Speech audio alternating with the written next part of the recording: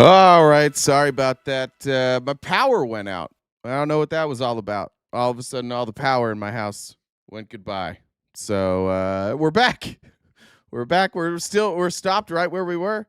It was that finger optic. It's terrible. Sorry about that, but we're back. We'll finish. We'll keep going with John Ossoff. Hopefully, you guys are now more prepared for what you need with Ossoff. Here's Ossoff.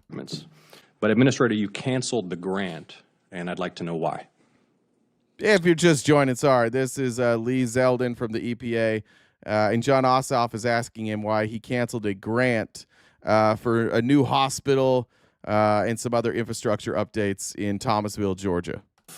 And safety improvements. But Administrator, you canceled the grant, and I'd like to know why. So I'm looking at, this was part of the Environmental and Climate Justice Block Grant Program. That's right. So and this gets to an earlier interaction that we had, and Senator Rounds got added as well. When Congress appropriates a block of funding, an administration is going to apply their policy priorities to how that money is going to get spent. A new administration comes in. We still have to spend the appropriated funding. This is a thing that's driving me absolutely nuts. Not about this administration. I expect it to happen, but about Republicans. Like, can we call a spade here? They won't answer questions. Every time they answer a question, the intent is to just drown on forever. Everybody here in Congress that he's talking to, they understand appropriations. It's their job. Lee Zeldin doesn't need to explain appropriations, but he knows that he can't answer. He doesn't want to answer the question. So you'll notice some continuity throughout all of these Trump administration folks is that they're all just trying to run out the clock on the answer and not have to answer any real questions.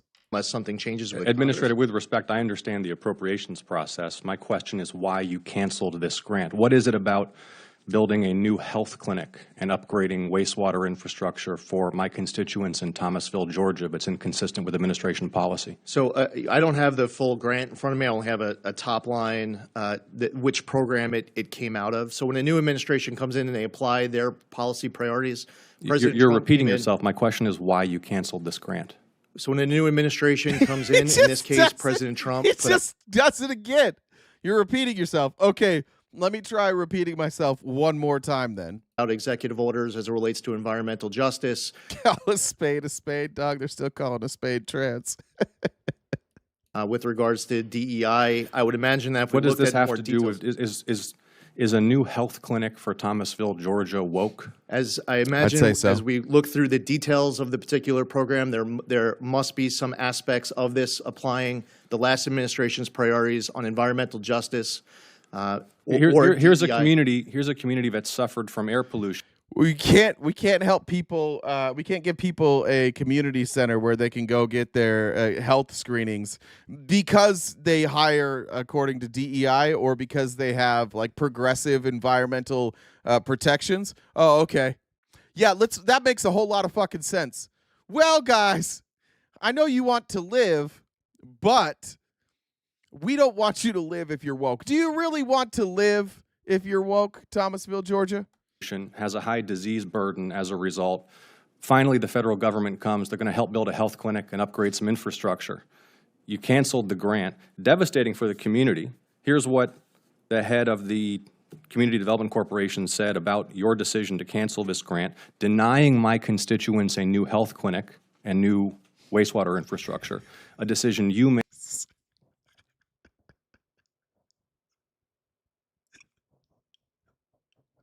I'm sorry.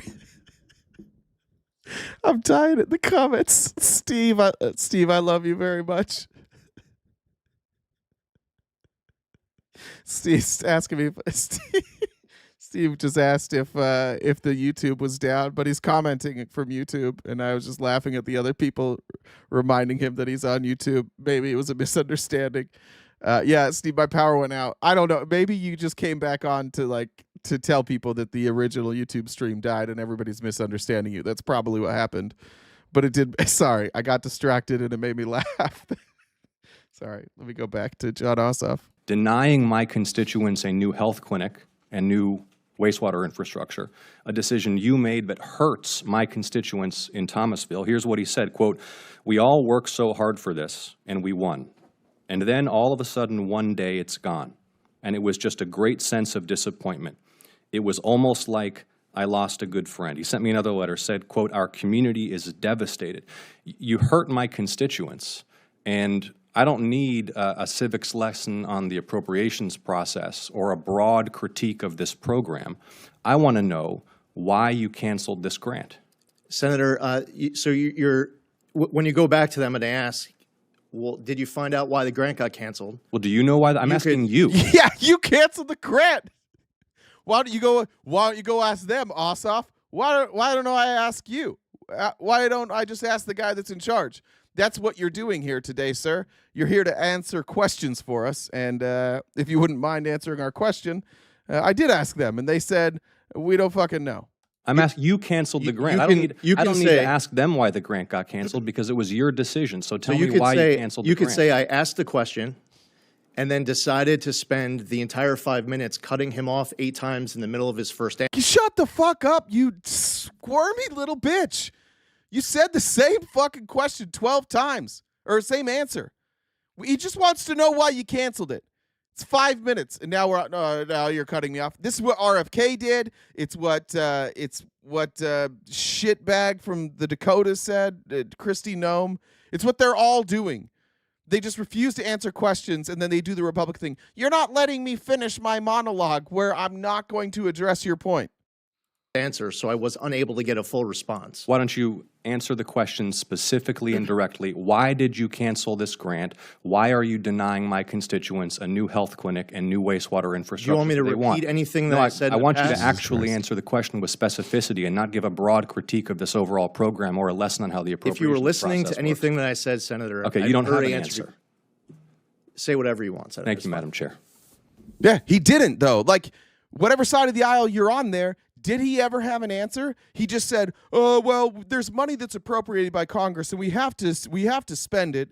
And we have new policies, and so we have to make sure that these programs that are already appropriated are acquiescing to our new policies." Yeah, he didn't answer it. He just wants to know why specifically they pulled that grant.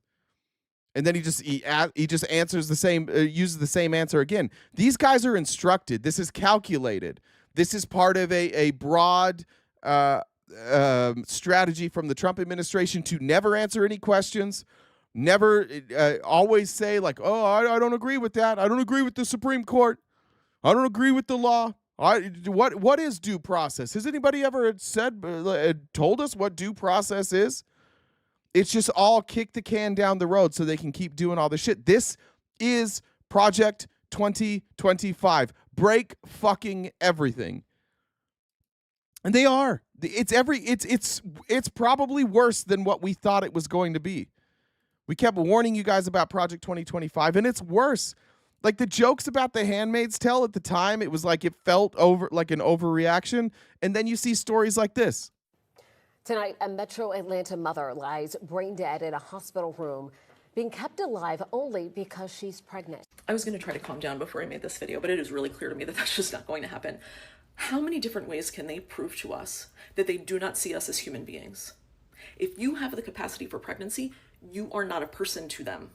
You are a vessel, you are an incubator, but you are most certainly not a human being because you don't treat human beings like this. You don't even treat fucking corpses like this. Corpses have more rights than a pregnant person in these states with abortion bans. This is a nightmare. How many lives are they going to destroy? How many families are they going to devastate? This young woman's mother talks about going to visit her daughter and how she is being tortured, how she sees her daughter breathing, but her daughter's not really there. This is torture. And if you voted for this and you continue to vote for this, you are a monster. Yeah, you are. I haven't seen. I haven't seen it. I haven't seen the movie or the TV show. My understanding is, you guys can correct me on this. Is there a scene where they keep somebody alive who's pregnant so that they can give birth, like, but they're in a coma or something? Is that correct? Is this legitimately like out of the movie? TV show, series? What is it? Is it a movie? Is it a TV series? Season 3, episode 9. Okay, goddamn. Let's see if I can find it. Season. Did you make that up or were you for real on that?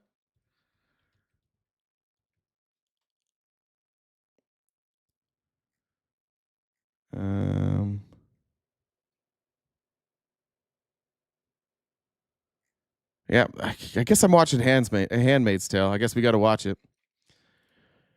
It's everything that we warned you that it would be. It's everything that Republicans told us it wouldn't be. You guys called us fear mongers. You said Project 2025. It's not even everybody on the debate stage. Trump said all the time, no, we're not. I've never heard of it. What's Project 2025? Huh? What's that? And then the first thing he does is step 1 of Project 2025 is put the author of Project 2025 in charge of OMB.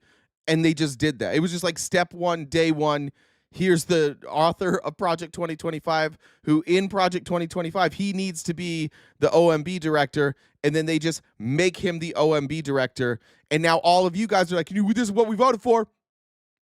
You spent a year telling us that you didn't agree with Project 2025 and that it was bullshit and it was fear mongering. And now it's here and they're doing it. And you're like, we voted for this. And I don't believe any of you. And the reason I don't believe any of you is not that I don't think you're supportive of this because you're supportive of whatever he does. It's because I don't think any of you read. I'm not sure how many of you can read, but I know most of you don't read. And so I know you didn't read Project 2025. And I know that it probably won't concern you until one of these instances comes up. I'm going to guess. I'm just going to guess Thomasville, Georgia. Where is it? I'm going to guess it's a very poor place. And I'm going to guess that there's a lot of other really poor areas in this country that are getting hit. And Donald Trump loves to talk about how many counties he won, and many of those were rural counties. Those rural counties are about to get hit with the Medicaid cuts, with the Medicare cuts, with the VA cuts, with the cuts to anything that has Joe Biden's name on it, namely the infrastructure bill. All because he's just mad that he lost. Trump is legitimately just mad that he lost. So if it has Joe Biden's name on it, even if it was bipartisan, even if it's a good bill, we're not going to talk about it. I want to show you this. Josh Hawley has been back on his good. He's been good, Josh Hawley.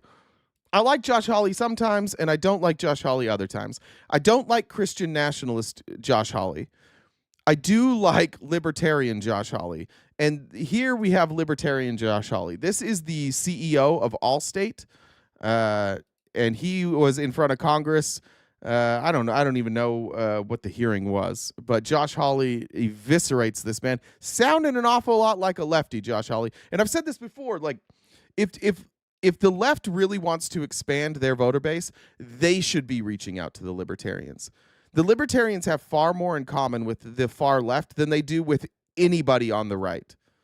It's just that they don't. What libertarians don't like is big government Democrats, especially big government Democrats when the spending doesn't make any sense. Like they don't want Joe Biden, they don't want Hakeem Jeffries, they don't want Chuck Schumer, they don't want Nancy Pelosi, but they'll align a lot closer with somebody like Bernie Sanders or AOC. Anyways, here's Josh Hawley taking Mike Fiato to the woodshed. Testified to. That's not what they just testified to. You just heard sworn testimony from multiple adjusters, and they said it happened. One adjuster had only ever worked for you over years in the industry, and he said he was repeatedly directed by you, by your company, Allstate, to change factual findings, to delete material in his reports, to alter his reports, to make them factually incorrect, all with the purpose of driving down the award and padding your profits. I disagree with this statement. Well, you know, I have to notice that. I mean, your profits have never been. I disagree with your statement of me recapping what the witnesses just testified to. Better. I mean, they're really quite extraordinary. Fiscal year 24, Allstate had $64 billion in revenue. That's 12% above the previous year. You made $4.6 billion in profits. And your CEO, Tom Wilson, last year was paid $26 million. Now, Ms. Miguel can't get her claim paid out. But Tom Wilson, whoever the heck he is, gets $26 million. If I said this, the Republicans in the chat would be losing it. You just hate rich people. You're just jealous. You broke bitch. That's what. But when Josh Hawley says it, then the Republicans come to us and they say, "See?" And I'm going to say to the Republicans here, "Yeah, I see. I see you. I hear you. I'm validating you. We're here together. Not everything has to be a fucking fight. Some things just make sense. Some things make sense. Like, hey, why does the CEO of Allstate need to make $30 million when he runs a company that all they do is pay our bill for us? We give them money, they take that money, and they pay our bill, and for some reason that guy gets $30 million. We can all agree on that. There are rich people who don't deserve the money that they get. There are rich people who take money from the poor, and that's why they're rich. And we should all agree that in this country, our government, their role, provide for the common defense, promote the general welfare, ensure the blessings of liberty to ourselves and our posterity. This is what Congress is supposed to do. This is a good version of Congress. They're supposed to check the markets. They're supposed to check capitalism. They're supposed to protect consumers, and that's what they're doing right here, or at least what they're attempting to do right here. This is what they should do. We don't need 58 fucking hearings on which bathroom you should take a piss in. We don't need that. I don't need hearings on, why is everybody being mean to Donald Trump? I don't need hearings on that. Show up, protect the citizens, create a more equitable future for our children, and then go away. Don't go on a podcast. We don't need to see your shit on a podcast. I don't need to see you on Fox News every night. Just show up, do your job, leave. This is a good version of Congress. Even the people we despise the most in Josh Hawley can do good things. And you know what? We can actually force them to do good things. We can take away money, take away all of their benefactors or donors, take away all of that, and we'll get more of this. This is rare. It's so rare that when I see it, I'm like, I got to show it. That's how rare this is. We see people in Congress doing their fucking job. Then we have to celebrate it. Just gentle parent Josh Hawley into doing the right thing. I mean, that's really extraordinary. Do you not have the money to pay people like Ms. Miguel? Why is she not a priority, but Tom Wilson's salary is? We've paid Ms. Miguel's claim. No, you didn't. You have given her a paltry sum, your own adjusters. You said in your testimony just a second ago you sent out an adjuster. In fact, you sent out 3. And 2 of those adjusters testified just now under oath that your company ordered them to alter their reports against their will, contrary to their advice, and in fact to render them factually inaccurate. That's extraordinary. I disagree with their statement. You disagree that's what they said? I disagree that that's our process. So they're lying. That's what you're saying. People show up, employees show up from his company, making sure I'm not muted there. And they said, yeah, I would write reports, and then it came back to me, and it was deleted. There's a viral video, like maybe I'll just show it. Insurance adjuster roof. Let's see if I can find this. Yeah, this. I don't know if you guys have seen this video before. That's your guys'. It's got 1.3 million views. This is an insurance adjuster with the I don't know, roofer. But I'm looking at that. What you're doing is simulating damage to the shingle. Me? Whenever you pull the shingle back further than it needs to, that's creating damage. That point? No, I'm not saying right, but when you pull this one up. Yeah, you have to pull this one up to see which 3 it is. Okay, I'm saying, but you don't need to crease it. When did I crease it? When you pull the side of the... Where is it creased? Where is it creased? It's not creased now, and that's what I'm saying. Oh, let's go to a different one then. You think this is repairable? Yes. Wholeheartedly. You got that bit on video? Yeah. Show us how to do it. I'm not a roofing expert. I don't do anything. No, but you're making a cover decision, so you are an expert. No, I'm an expert on the policy. And what the policy pays for is accidental direct physical loss of the roof to the damage. So this shingle we agree is wind damage, right? Correct. All right, so what's the proper way to repair it? To Get To the what? nail out. Okay. To get the nail out. To get the nail out where? You have to use a little finesse. You can't tear back the shingles. And that's what was. So the reason I showed this video is I was just scrolling through YouTube one day and I saw this, and this video goes on. It's like 15 minutes long, and it shows how like the insurance companies will just kind of like fuck with you to not pay things out, and they train their insurance adjusters who are not trained on fixing the house, like what to look for and how to like limit the costs of repair.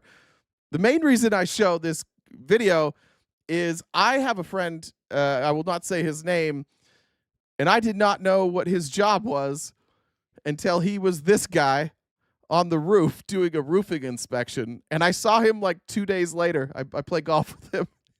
And I said, "Do you work for an insurance adjuster? Did anybody ever take a video of you on the roof?" And he did. He fucking quit his job like a week later. He's like, "This sucks." He's like, "I watched it," and he's like, while I was up there, like, he's like, I was going through all my training and it had always worked and I had never thought about it. He's like, and then there's just this one guy who's just like blowing holes in all my training. But like, I'm not a roofer. I didn't know any of this shit. I just went through training and nobody had ever like given me pushback. And then one guy did. And I was like, I don't know. This is all the training I know. And they do that on purpose. They're not sending out experts. He said it in the video. I'm an expert on the policy. I have to, my only job is to know what we do and do not pay on the policy. And that's what Josh Hawley really was getting here, is just like, hey, like, what's your company doing?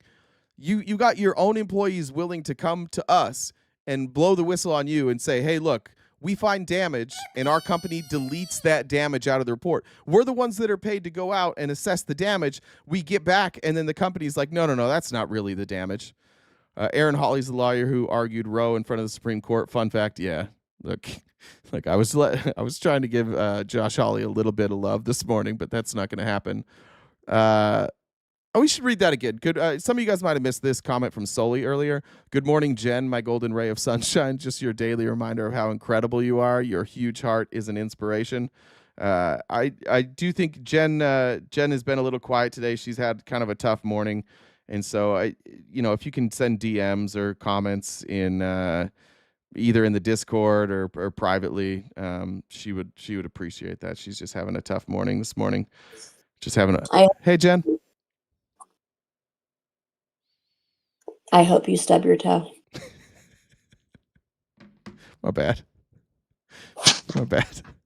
You want to do your announcements while you're here? Sure. After I tell you again, I hope you stub your toe. Okay. Anyway, all right. If you guys haven't already subscribed to us on YouTube or Twitch, please do so. You can use your Amazon Prime sub on Twitch. There's a free subscribe to on YouTube. We've got 4 different memberships if you'd like to help support us that way. If you guys disagree, I'm starting to see some of the disagreeers come in the chat crying a lot. Good morning, guys. Good morning. Yeah. It's good to see you. Mm-hmm. So if you guys want to come up and talk to RTP in real time, how you do that is if you look at the Venmo, that's my Discord username. If you DM me on Discord, I can bring you up in real time to talk to Jay if you're opposition. Also check out our link tree. We're on most social media platforms and we've got merch. So we do the show each day, Monday through Friday from 9:30 to 1 Pacific time. So if we can knock out that gift goal by before the end of the show, that'd be great. Venmo, Cash App, PayPal, Super Chats, all go towards knocking out that rest of that balance. What do you call a tall Cocker Spaniel? I don't know. A shoulder spaniel.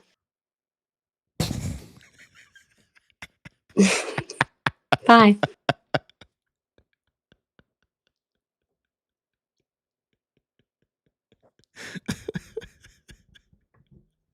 Amy said, "What did you do, Jay?" I didn't do anything. I was just making sure Jen felt the love this morning. That's Jen's best one. I think that's the best one so far. I think that's by far the best one. All right, here's a TikTok. This section of the show is going to be called "We're Just Fucking Doing Fascism," because we are. And it might not feel like fascism, because we've never felt fascism before, but also because it's stupid. And the people that are leading this fascist regime are largely dumb. These are professors from Yale who study fascism, and it's their expertise, and they have left the country now. The bros, the incels in the chat are going to be like, "Good, get out of here. We didn't want educated people anyways." That's dumb. You shouldn't say that. But I want you to hear what they have to say. I'm a historian of totalitarianism. I look at fascist rhetoric. I've been thinking about the sources of the worst kinds of history for a quarter of a century. Experts say the constitutional crisis is here now. The Trump administration deporting hundreds of men without a trial. A massive purge at the FBI to make people afraid of speaking out against him. I'm leaving to the University of Toronto because I want to do my work without the fear that I will be punished for my words. The lesson of 1933 is you get out sooner rather than later. I've spent a lot of time in the last decade trying to prepare people if Trump were elected once, let alone twice. Look what happened. Is this crazy? I did not flee Trump, but if people are going to leave the United States or leave American universities, there are reasons for that. Yeah, look, I feel this too. I didn't necessarily, I'm a worrier by nature, but I didn't necessarily fear anything until I saw Hassan's video of Hassan getting detained and questioned, and now I'm concerned. I like the people saying lefties losing it. Like, you don't know what you're watching, Mr. R. You just respectfully, you have no clue what the fuck you're watching right now. Yeah, why wouldn't lefties be losing it? There are members of Congress, there are people, like, they are talking about now arresting Democrats who don't go along with what ICE wants. ICE was created after September 11th to track down terrorists. And now when they're tracking down non-terrorists, and Congress, who has authorization and oversight, Congress shows up to do their oversight, and this administration is talking about arresting them. I understand for you, it feels like people are freaking out, but that's for two reasons, Mr. R. One, it's not affecting you. Two, you don't know what the fuck you're looking at. And that's the problem. Like, apathy and a lack of curiosity is a precursor every time to fascism. You get this, you wind up with a population who can't figure out what their problems really are. But somebody scapegoats all of their problems onto a particular group of people. That's what happens every fucking time. You take the actions of a few and you ascribe those actions to a group of people who are identifiable. And then you start making up stories, and you sensationalize stories, and you make propaganda to scare people. And that's all this administration has done since they took over. We're going to get to Kristi Noem here a little bit later, but just if you're a Republican here, just think about the videos that you're seeing regularly. Let's look at the whitehouse.gov or the White House Twitter page. Let's just see. You tell me what the objective of the videos are here. You tell me if the objective is to inspire fear, if the objective is to inspire hope. What is the objective for any videos they're putting out? Let's see. Where's the videos they make? All right, here we go. What is this? Peace through strength. What is this meant to show? That we're tough, right? Where's their videos? They haven't been putting out a lot of their. What's this? That's not a video. Where the fuck are their videos all of a sudden? Have they been taking down their videos? They're just clips right now. Where's their propaganda videos? go. Here's for the police.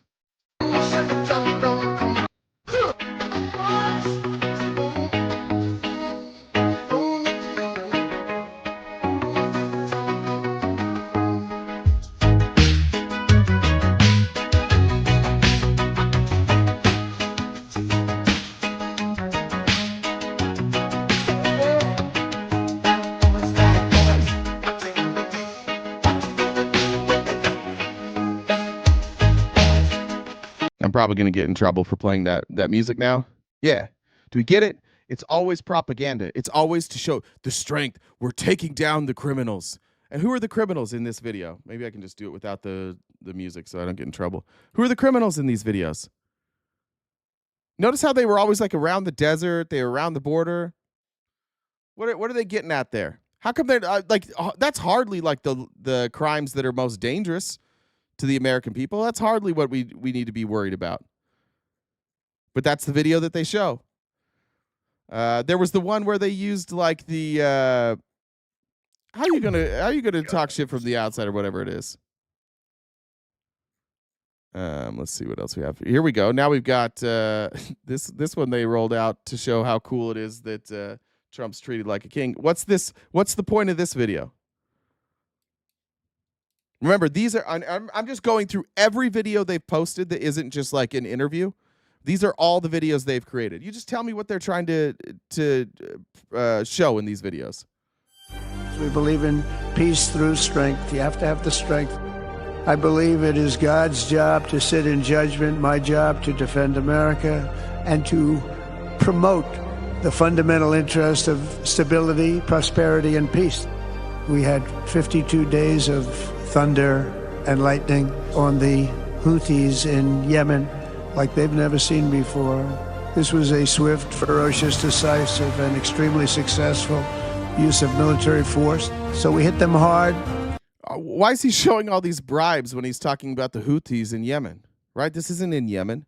But what's the point? It's always, we're tough, we'll fuck you up, we'll bomb you into oblivion. It's all propaganda out of this administration. You see now they're like at the FDA, they're rolling out literally giant posters of Trump. Let's, I'll just find it. It's in here later, but literally just giant posters of Trump at the FDA. Let's see.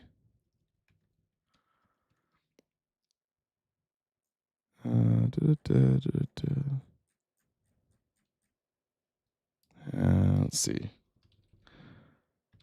Most people don't know it's at the FDA, I think. Yeah, here we go. The fuck is this? What are we doing here? We're putting up posters of this is what we're spending our money on? Does that look familiar to anybody? What are we doing? Don't stop telling us it's not fascism. It is. One thing you can definitely learn from Russians is that it's essential to set up centers of resistance in places of relative safety. We want to make sure that if there is a political crisis in the U.S., that Americans are organized. We've just gotten started. You haven't even seen anything yet. It's all just kicking in. My colleagues and friends, they were walking around and saying, we have checks and balances, so let's inhale, checks and balances, exhale, checks and balances. And I thought, my God, we're like people on the Titanic saying our ship can't sink. We've got the best ship, we've got the strongest ship, we've got the biggest ship, our ship can't sink. And what you know as a historian is that there is no such thing as a ship that can't sink. The golden age of America has only just begun. America has long had an exceptionalist narrative. Fascism can happen elsewhere, but not here. But talking about American exceptionalism is basically a way to get people to fall into line. Bingo. Bingo. God, that's so important. It is so important at that point that talking about American exceptionalism is a way to get people to fall in line. Think about what Trump just did yesterday. He's over in the Middle East, and who did he take with him? He took a bunch of billionaires who are going to make a bunch of money. And what he tells you is this investment into Elon is actually an investment into you. This investment into Amazon is actually actually an investment into you. This is American exceptionalism. This is America first. And they tell you all the time, like, you need to be, you've got to be loyal to the country. You got to celebrate the country. So they'll do things that give you absolutely no fucking benefit, but then they shame you if you're like, well, I don't care about that. Why? That's not important to me. That doesn't help me. It's not helping me at all. Oh, you don't care about America? It's this idea that, oh, we have the richest people on earth, so we must be winning. We have the biggest military on earth, so we must be winning. We have the biggest economy on earth, so we must be winning. And these other countries are like, yeah, but like you guys don't have healthcare? You guys don't even have healthcare over there? Like, you got millions of people without healthcare? You tell me education, like it takes you a lifetime to pay off your education? We don't have real freedom. We have big things, and they're like, look, big. This is important. We got to build this military up, or else all these people will come attack us. Will they, though? I don't think so. That's how they do fascism. They focus on things where they're like, we're winning. But I've asked, how many days in a row now is this? Like a week straight? I've asked every Republican that's here, come up and tell me one thing Trump did that's benefiting you and explain how it's benefiting you. 0 calls. 0. 0 people are willing to come up and say, here's what Trump did that benefited me, and here's how it benefits me. You think that there's this thing out there called America, and it's exceptional. That means that you don't have to do anything. Whatever is happening, it must be freedom. And so then I like complaining. I would rather hear people complain than watch you guys suck Donald Trump's dick for another 4 years. Like, what's worse, honestly? What's more pathetic? Complaining about something or just taking it up the ass repeatedly and saying, thank you, daddy, give me some more? Like, your insults are fucking stupid, honestly. They're really fucking stupid. Bad things are happening, and you're like, harder, daddy, harder. And we're just like, hey, could you stop fucking me in the ass? That'd be great if you'd stop fucking me in the ass. And you're over there going, stop complaining, just submit, just let it happen. Yeah, we don't like it. You do. That's the difference. But we're not people who want to just like bend over and take it. what your definition of freedom is just gets narrowed and narrowed and narrowed and narrowed, and soon you're using the word freedom, but what you're talking about is authoritarianism. I know you want to see me squirm. You want me getting fucked in the ass like you. I want to do this together. Can we do, is this like a couples activity? Can we both take it? We'll just look at each other in the eye and talk about how cool we are for not complaining. Toni Morrison warned us. The descent into a final solution is not a jump. It's one step. And then another. And then another. We are seeing those steps accelerated right now. There are some words, in Russian in particular, that I feel help us to understand what's happening in the United States, because we now have those phenomena. We got them triggered, didn't we? We got them real triggered. They can't even figure out like what things to say right now. Just yeah, you guys are you trans people. Just immediately the Republicans. Yeah, well, trans people. I know, guys. I know. The trans people scare you. I know. It's gonna be all right though. It's gonna be fine. Let's stick on fascism right now. We're gonna talk about fascism, okay? It's a word that you're afraid to talk about, but we're doing the same thing other countries have done. We're doing fascism. And fascism is enabled by bootlickers who don't care, who just want to be on the winning team. That's how all fascists wind up being dictators, is because of you guys, just the bend over and take it crowd. I don't know why you're complaining. This is wonderful. He spit on it this time.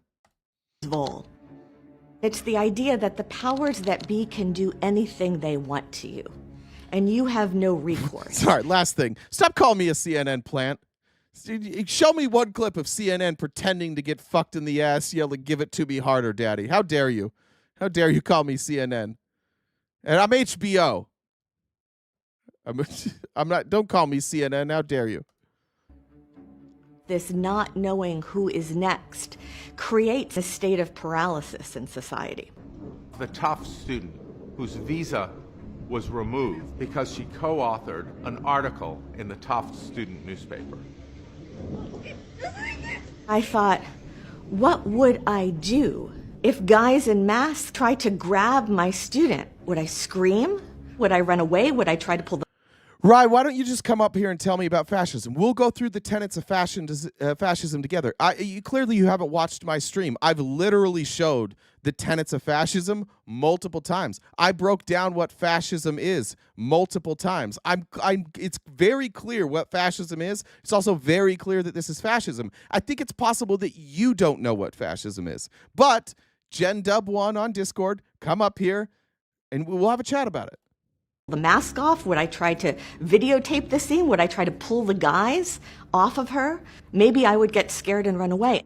The truth is, I don't know. Not knowing terrified me. It's a deliberate act of terror. It's not necessary. It's just being done to create a spirit of us and them. No, Rye, you've got to get some courage. You don't get to sit in the chat and be a bitch all day long. You got to get some courage if we're going to do this. I'm not showing you a video. You can come talk about it. It's a word in Russian for corruption, but it's larger than corruption. It refers to a kind of existential state in which not only everything but everyone can be bought or sold. Oh, let's talk about that. Are calling this a quid. What's being sold right now? He sold the vice presidency to the highest bidder. He sold cabinet positions to the highest bidder.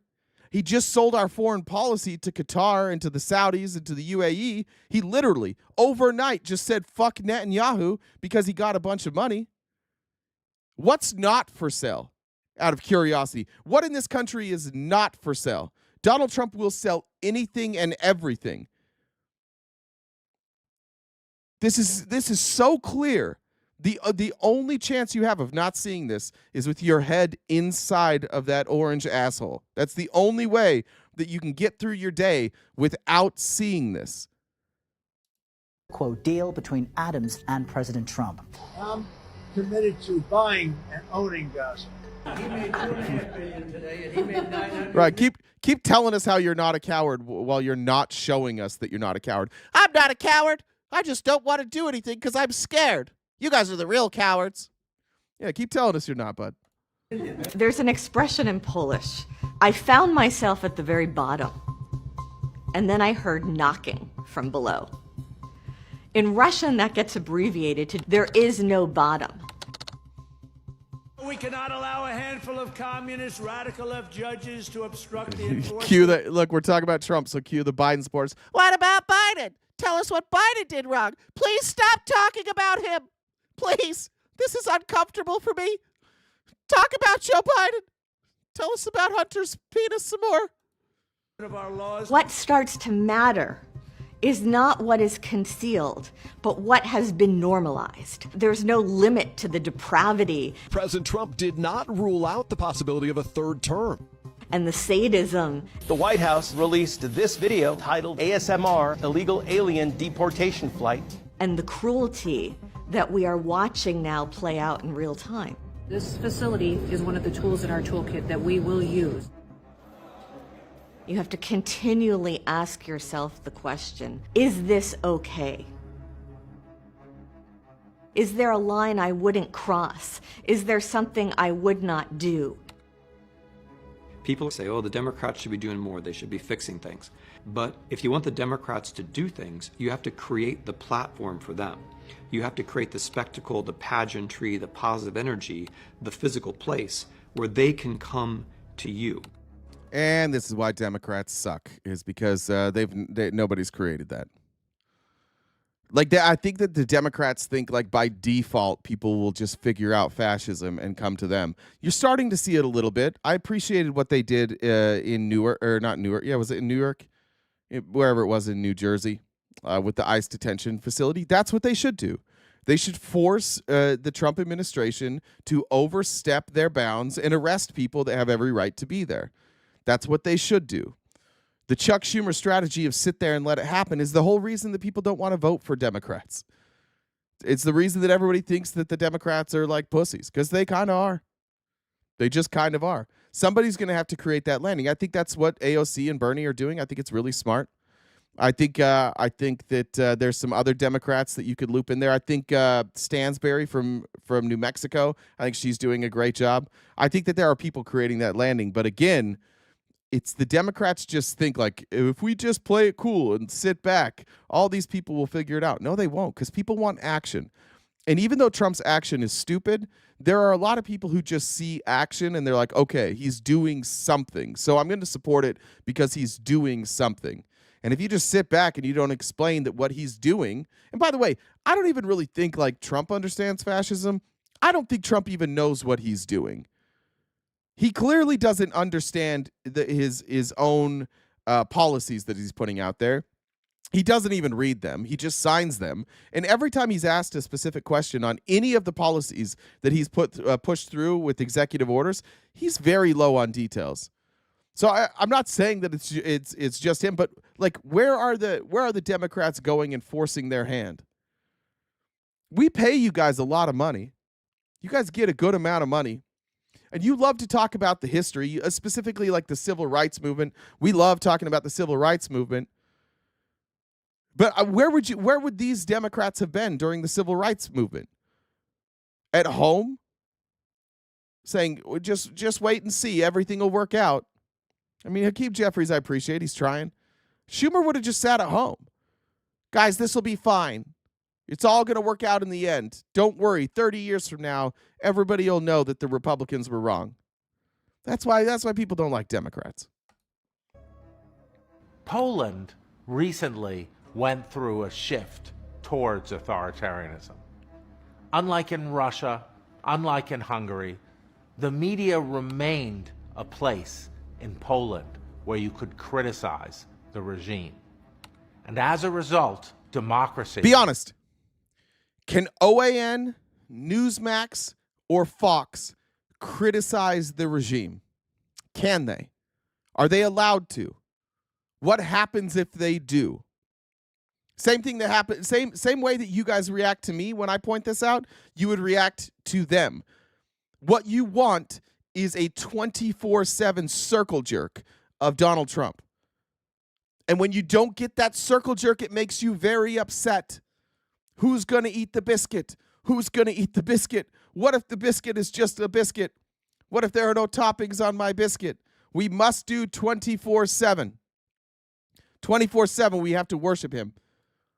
That's the reality. Donald Trump is suing the fucking media. How are we watching this? We no longer have a free media.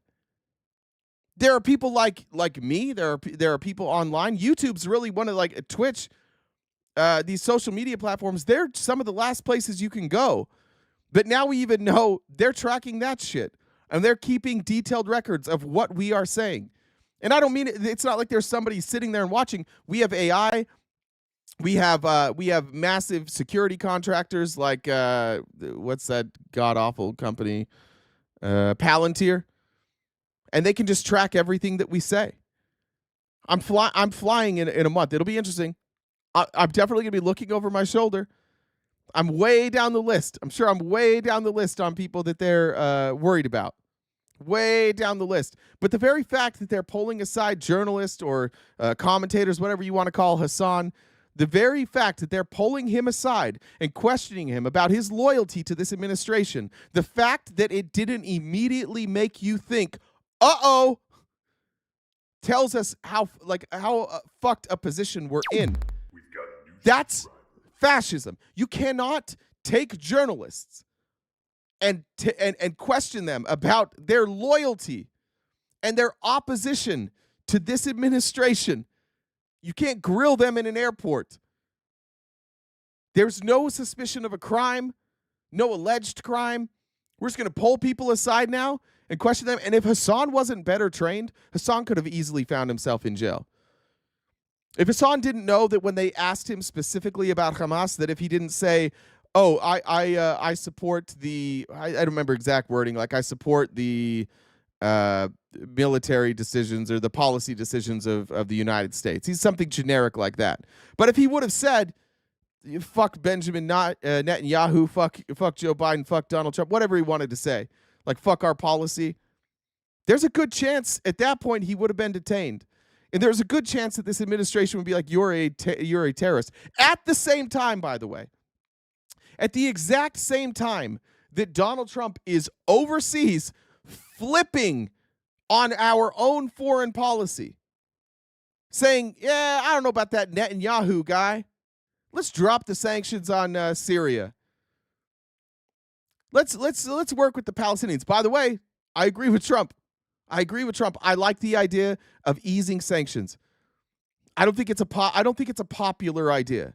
I don't think it's popular with either side of the aisle. But this is one of those places I agree with Trump. The best path forward in the Middle East is to use our incredible leverage and our incredible power to negotiate peace. And we can do it from a position of power. And frankly, like, I do think Trump should face repercussions for what he's doing, because he's obviously openly taking bribes. But the bribes are getting me what I want. So why can't we just call balls and strikes on this, Republicans, while you're here? Like, I'm disagreeing with my chat, with my side of the aisle. I'm agreeing with you right now. Can we call balls and strikes? What Trump's doing is the right move as far as trying to create peace in the Middle East. That's a good start. He shouldn't be taking bribes. Can we agree on that? Republicans in the chat, can you agree with that? That what Trump's doing is correct, but he also shouldn't take bribes. I get that, Marion. I'm with you. Easing sanctions is not the problem. The reason why is correct. But ultimately, I will take the eased sanctions over the reason why. Like, bribery, bad. Murder, worse. But let's just be honest about it. We can't even be honest about this shit, Republicans. So why won't you guys accept, first of all, that you were fucking wrong about foreign policy? Trump was wrong about foreign policy. Joe Biden was wrong about foreign policy. The only people who seemed to have it right were the people on the left, the AOCs and the Bernies. That's what Trump's doing right now. He's doing their foreign policy. He wants to negotiate peace using strength to negotiate, using our economic power and our military power to negotiate peace deals. But he's only doing it because he got bribes. Why can't we just say that? Why can't we just be honest about it, Republicans? What do you say, GOP here? He should not be taking bribes. I appreciate that, Dustin. That's the thing. Like, we've got to get on board with this. Celebrate the politicians when they do the right thing. Criticize them when they do the wrong thing. This is the wrong thing. Jay actually believes Trump peace. What do you mean Trump peace? There is no such thing as Trump peace. Trump's a fucking guy. Why do we brand everything Trump? If you were in charge of the Middle East policy and you met with the Saudis, and the Saudis said, hey, there's Syria, there's us, there's Qatar, there's the UAE, there's Iran, they're all funding the Houthis and Hamas. If you ease sanctions on them, they will stop funding either the Houthis or Hamas. And then you can go to Israel and be like, look what I did over here. They're no longer going to attack if you agree also to not attack. It's the right move. We'll see how it works out. But just branding it Trump means that, like, and you guys are seeing it here. Like, congratulations, Republicans. You get to see some of the problems we have on our side too. The fact that Trump's involved in it makes some people not ever want to support it. It's the right move. But I agree. I don't like how it came about. I think Donald Trump is corrupt. I think he should be impeached over this. I think that Congress is not taking the emoluments clause seriously. I think they're ignoring it. We'll get to that in a minute with Mike Johnson. They're just pretending it didn't happen. Let's just call balls and strikes. Donald Trump did something illegal and corrupt, and the outcome was that the Saudis negotiated a deal with him that potentially could lead to more peace. That's the truth. That's what happened. He should face repercussions for that. And that's where we lose the Republicans. We lose you guys when we ask you to just hold a standard. You can't be the people who tried to impeach Joe Biden for 4 years and then also be the people that are like, it's fine. It's fine because I liked the outcome. And also, you need to look at yourself. Because if you're agreeing with me right now that this was a good move by Trump, then you also have to say Trump from a month ago was wrong. The Trump who said, like, I stand 100% with Israel. That guy was wrong. We got to be able to call balls and strikes. You can't have both. Trump can't be right all the time when he took two different positions here. Returned. The moral of Poland is that our democratic institutions, the media, the university, and the courts are essential. You know you're living in a fascist society when you're... I mean, let me say this to you real quick. It makes me nervous for Trump to making deals with known terrorists and terrorist supporters, not just because it's Trump. I think that that's a lot of propaganda, too. What makes them terrorists that it doesn't apply to us?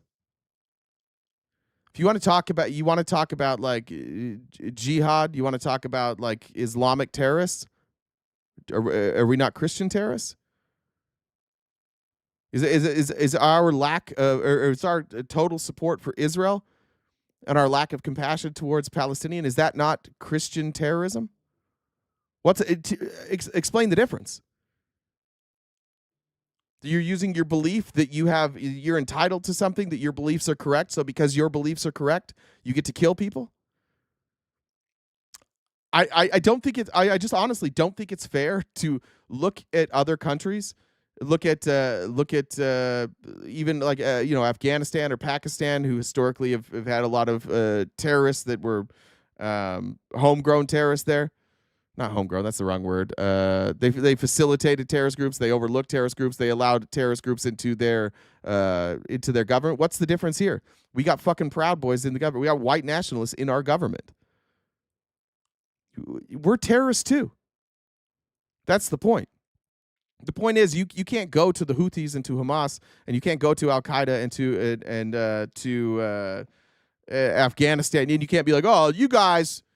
You've been using your beliefs to hurt people. Yeah, that's what we do. We do that all the fucking time. We do it here in America. Christians Christians legitimately use their beliefs to take away the rights of other people. We've been using Christian beliefs to take away the rights of women, the rights of LGBTQ people. We used our Christian beliefs to enslave black people. We used our Christian beliefs to segregate. We've done the same thing. All this shit we look at in other countries like, I can't believe it. It all happens here too. We do it all here too. When a Christian guy goes and sets fire to Planned Parenthood, is that not religious extremism? Is that not Christian terrorism? You know what I mean? I'm just saying, if we're gonna, we can't just say, oh, Trump's negotiating with terrorists. Yeah. You know what they're doing? Negotiating with terrorists. It's a group of terrorists negotiating peace together. It's like remember in the 90s when you had the riots after the Rodney King beatings, and there were tons of videos of like Bloods and Crips coming together. That would be like everybody being like the side on the Crips, like we're not going to negotiate with them. They're a gang. Yeah, so are you. That's why you figured this out. We're just as bad. We have no moral authority in the world. The only reason people listen to us is because we have the biggest fucking military and the biggest fucking economy. But good Lord, like Trump legitimately just not that in his first administration, he just gave people pardons who weren't even serving in our military. They were military contractors, and they murdered people for how they were dressed. And said, oh, because of how they were dressed, I believed that they were a threat. And then Trump just pardoned them. Like, we're just as bad. So I think that's important, that we, no matter where we go, we do not have moral superiority. And we should not view ourselves as morally superior. There are a lot of countries who have better moral standards than we do, or who would have moral authority. None of those countries go to war. They usually stay out of war. They usually don't invade other countries. They don't run people out. They don't pick a bunch of like a particular group of people and round them up and put them in detention camps and imprison them for life. Only corrupt countries do that. We're a corrupt country. We've been completely corrupted. That's the point here. Constantly going over in your head the reasons why you're safe. What we want is a country where none of us have to feel that way. There we go. Read some comments here. M. Scott said, thanks again for those feet pics. You got it. Hope you enjoyed my athlete's foot.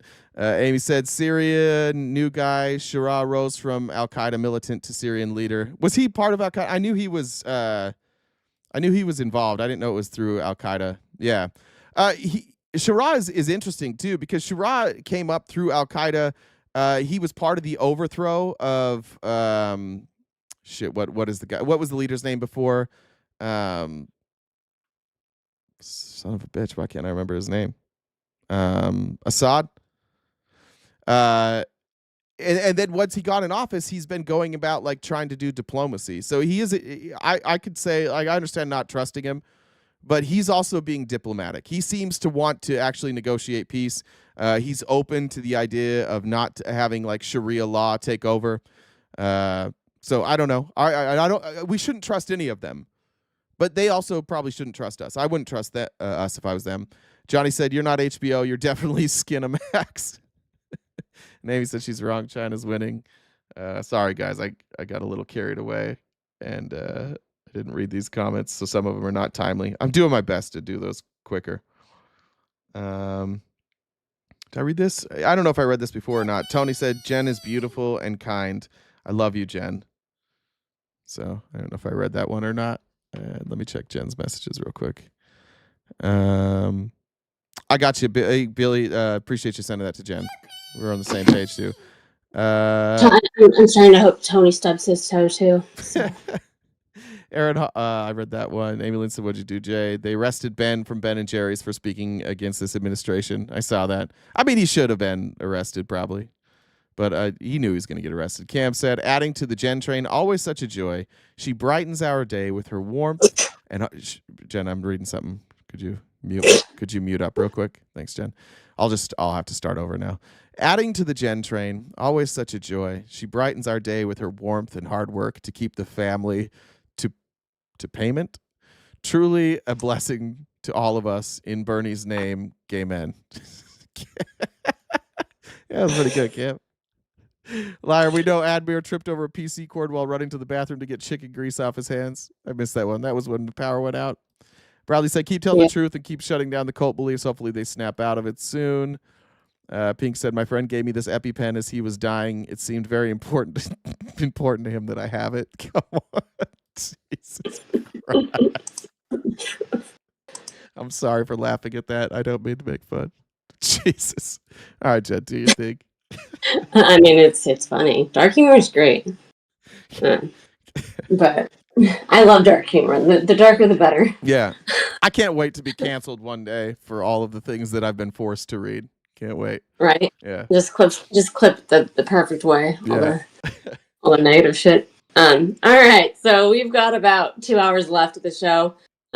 Top left-hand corner, which needs to be updated with the number, which I will update that number for people in a second. So we got to knock out that balance by the end of the show at 1 Pacific Standard Time. So if you guys could help us out with that, Venmo, Cash App, PayPal, Super Chats, all of that go towards knocking out that remaining goal. If you haven't subscribed to us already, please do so on Twitch. You can use an Amazon Prime sub. Regular subscription on YouTube is fantastic. We got 4 different memberships if you would like to support us that way.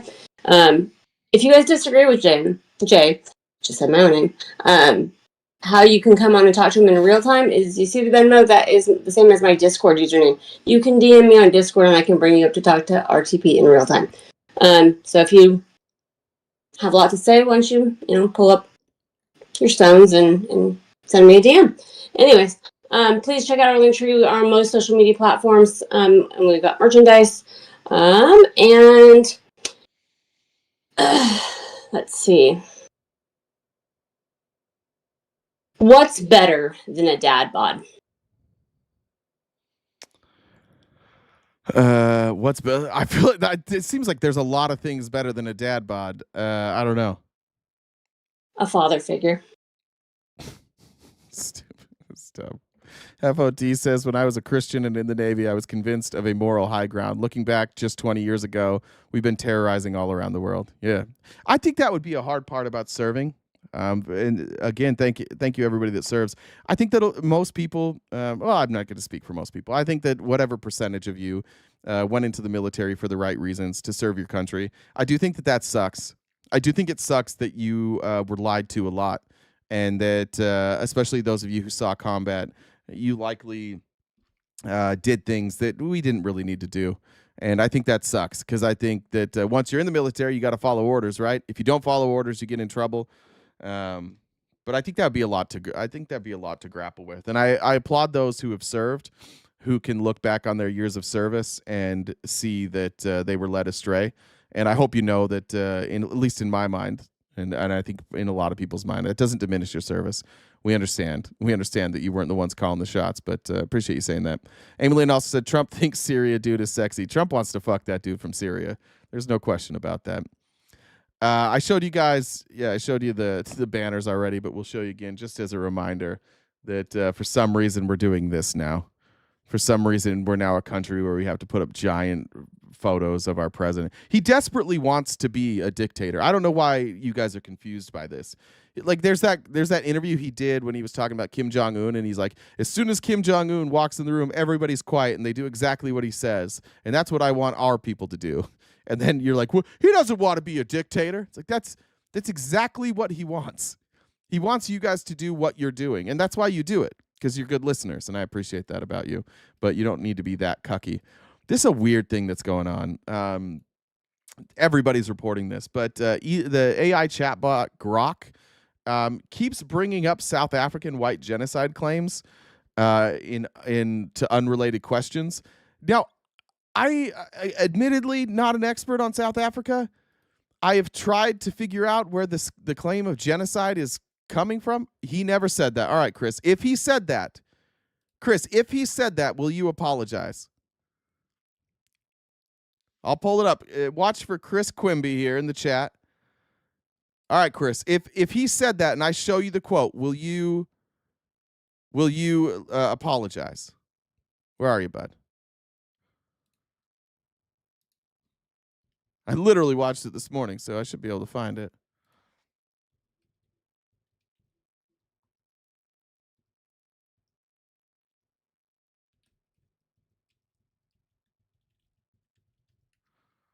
Has Quimby answered yet? Where's Quimby? Unfortunately, he was on a hot mic here. He didn't know it was going to be caught. We got Quimby, or did Quimby run away? Where are we at? All right, well, we're just going to play it. Quimby's going to try and figure a way out of this, but here's the clip. About that yesterday, I think it's something that could happen. Yeah. Hey, he's the head of a country, and I mean, he is the strong head. Don't let anyone think anything different. Right. He speaks, and his people sit up at attention. I want my people to do the same. Well, about that yesterday. Yeah. All right, there we go. I don't lie, I tell the truth. And when I'm wrong, I admit it. That's a new jingle I'm working on. All right, so back to Elon Musk. Grok, the artificial intelligence chatbot created by Elon and integrated into X, has in recent days begun responding to users with information about violence against white people in South Africa. On Wednesday, one X user asked, Grok, where is this? Responding to a photo of a walking path. That user did not mention South Africa, and the photo does not appear to be from there.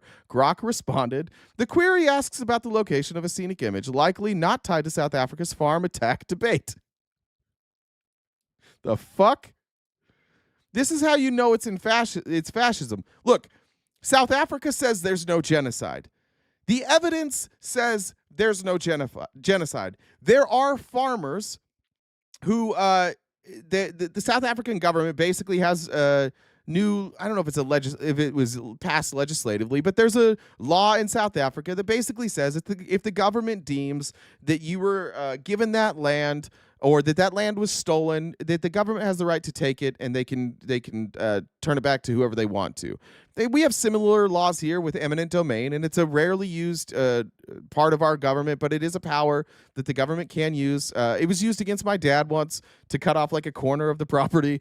It sometimes is used down like near the border, where they try and use eminent domain, or if you're building a facility.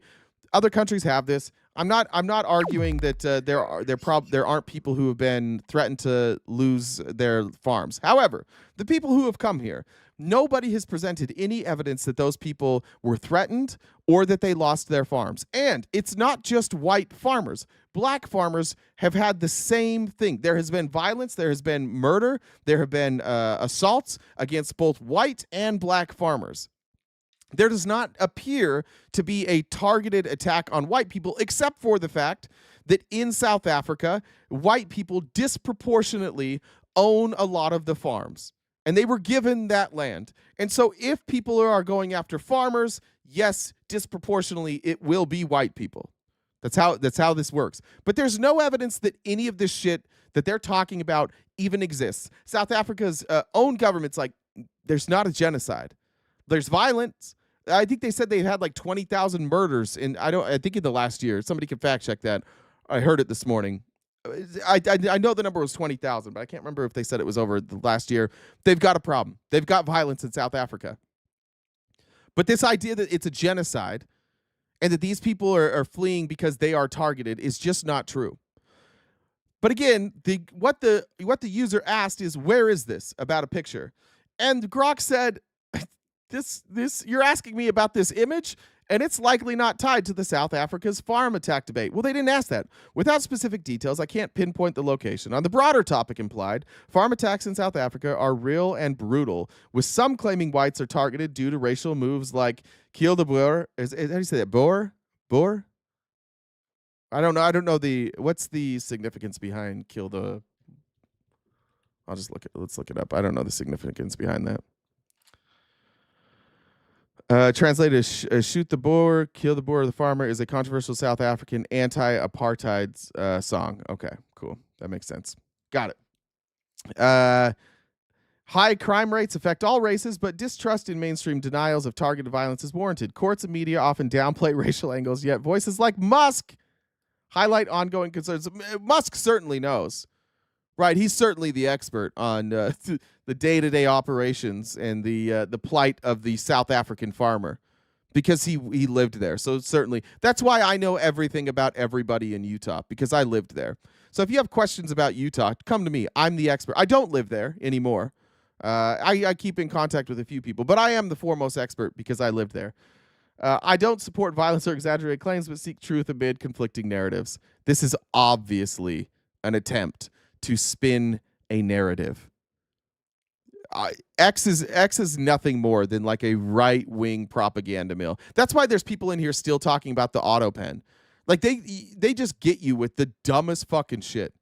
There's no evidence that Joe Biden signed a majority, a minority with auto pen. All we know is Joe Biden used auto pen on some pardons, and so did Trump. And you guys don't know that. You have no idea that Trump also used AutoPen all the time, including on pardons. It's just it's this weird narrative that they tell you, and then they continuously push it out and they throw it in front of your face all the time, so that when you get confronted with something that's uncomfortable with you, you just bring up the AutoPen. But it's not a real story. It's just like AutoPen exists and it's legal. And what fucking difference does it make? What difference would it make if what's the difference between Biden signing with an AutoPen and Trump signing after they give him a brief summary? What's the difference? It's not. It's a non-story that they use to distract you. That's what X does. That's what right-wingers do. They get you focused on only shit that doesn't matter. Anything that matters, we can't focus on that. A review of Grok's X account since Tuesday showed more than 20 examples of such responses, including to questions related to a picture from a comic book and the Hawk Tua meme, a viral video featuring Haley Welts that spawned an infamous meme coin. In many of the responses, Grok mixed in answers not related to South Africa, along with claims about violence in the country. It's not immediately clear why the AI bot had suddenly begun bringing up the topic unprompted. By Thursday morning, many of the responses related to South Africa had been deleted. The strange responses come in South Africa, and extreme claims around racist violence have become increasingly relevant in the United States. I don't know why we're pretending that Elon Musk didn't just do this. It's like, this is what sucks about being on this side of the aisle. It is easier to be on the right because you can just say shit and you don't have to back it up. But when NBC reports it, they're like, oh, we can't just say this was probably Elon. But everybody knows what happened. Everybody knows it was Elon Musk. Everybody knows why Grok is unprompted. Grok is a pretty good AI feature a lot of times, but not if you program it to just start talking about South Africa for no fucking reason. Here again, this administration, not Republicans. This administration talking about arresting people for opposing them. Now, the problem I have here is this administration keeps bypassing the law. And when they are confronted about not following the law, they say, well, we've got a different interpretation. And then when the Democrats do something that's against their interpretation, then they're like, we're going to lock them up. That is fascism. When the consequence for the Democrats not following what they believe is the law is being locked up, and if the Republicans don't want to follow the law, the consequence is there isn't any, right? Because they're in power. And that's when we have fascism. When we've removed like a third branch of government, and that third branch, the judicial branch, can't tell anybody what to do anymore. Because they told Trump what to do, and he's just like, no, I'm not going to do it. And now we're just sitting here. You can't say this enough. This is not a constitutional crisis. The crisis was leading up to it. We're here now. We're at a place where the executive branch does not believe that they have to follow what the Supreme Court says. And the legislative branch says, it's not really any of our business. Let them figure it out. But they're supposed to be the mediator, right? They're supposed to. But they're not. They're just like, we're going to sit this one out. The constitutional crisis is here. It's happening. It's real. This administration doesn't care what the Supreme Court says. They could give a fuck. Oh, you said we got to do something? Yeah, we're just going to not, though. What if we just didn't? And the Supreme Court's like, fuck. Nobody ever did that before. Nobody ever just told us no. It's like we didn't prepare for this. And that's why Project 2025 was so scary. And we said this over and over. The scary part about Project 2025, when you read it, is that you're like, oh no, this will work. They can do it. They can pull off Project 2025.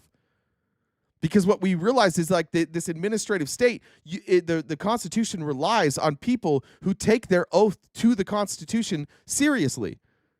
But if you feel the executive branch who controls the military full of people who don't take their oath to the Constitution seriously, then it has no power, because what's the Supreme Court going to do? Do it. No. Yes. No. Then what? This is where we're at. Just imagine Republicans for a second, no matter what it is. Just imagine that this is something you disagree with. Let's say we decide to give all of your kids gender reassignment surgery when we get in. Only Republican kids, by the way. We decide no matter what gender your child is, we're going to switch their gender, and we're going to probably we're going to come up with some new ones. We're going to do unicorns. Some of your kids are going to get a unicorn horn on their head. We're going to do all this shit. And we just get into office. We've got the House, the Senate. We got a majority on the Supreme Court. We got the president.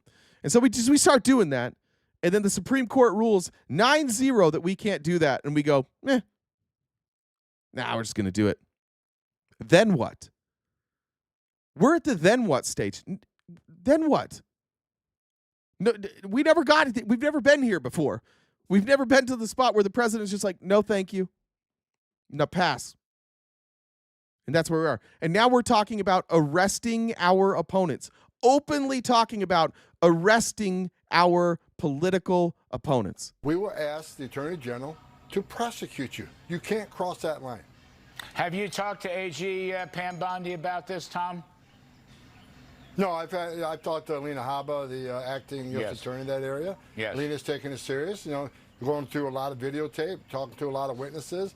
and we'll see where the investigation falls. But so now Congress goes in there to have oversight. Congress is allowed to be there. Let's just set this up. Congress has oversight over that ICE detention center. They're allowed to be there. If they put hands on the police, or that it's not necessarily a crime, right? If the police stand in your way or move you, you have the authority to go in there. That's assault by the police officer. Will Tom Homan prosecute the police officers? Will they prosecute HSI?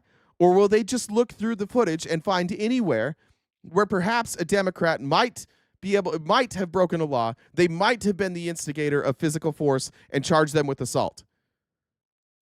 And then what? Then what happens when we see the video and the HSI official's the one who pushed them first? And the Supreme Court comes out and says, no, you can't throw this person in jail. And they go, huh, we're just gonna. Then what? I don't know how, I don't know if we can talk about this in any more serious terms. I don't know how many more examples. You can't tell the Supreme Court no. And the second you do, the Constitution is done. It's suspended. It's over. And that's their goal. That was Elon's goal. That's Peter Thiel's goal. That's Mark Andreessen's goal. That's Curtis Yarvin's goal. That's half the people on the plane to fucking Saudi Arabia's goal, is to get rid of the Constitution so that they can make the decisions. They don't think everybody should be allowed to vote. By the way, red staters here, that means you're fucking stupid. They don't want you to vote because you're fucking stupid. But you're stupid enough to let them take the power, and you're celebrating like, ha ha, we got old boy in here that's here every day. Adios, muchachos. Bro, it's you. They're taking the power because you're too stupid. You're just giving it to them. Why do you think all of these people all of a sudden are right-wingers? As soon as Trump won, suddenly they're vocally right-wingers, and suddenly they're giving money to the right. How do you think that happened? Before the election, they didn't support Trump. They just supported him after? Or maybe did they go, holy Christ, if they're dumb enough to keep electing this dumb fuck, they'll let us do anything. He just committed a bunch of felonies, and they won't even believe that he committed felonies. Every con man in the world looks at you and they lick their lips. They're like, God damn, these people are dumb. These people are so fucking dumb. How do I get a piece of that? How do I get in on this dumb base that will literally overlook everything? That's who you are. Like, you're in here flexing like, yeah, that's right, motherfuckers. No, it's you. You lose. You're the enabler. You're just the dumb guy who enables them. You're not them. You're not part of them. And they will abandon you. They already have. They're doing nothing for you. You're like, yeah, I love that, guys. Take all the money, would you? You want my kids? You want my wife? How about my house? You need my house? Take it. Take it. As long as I can keep owning the libs here, we're going to feel good.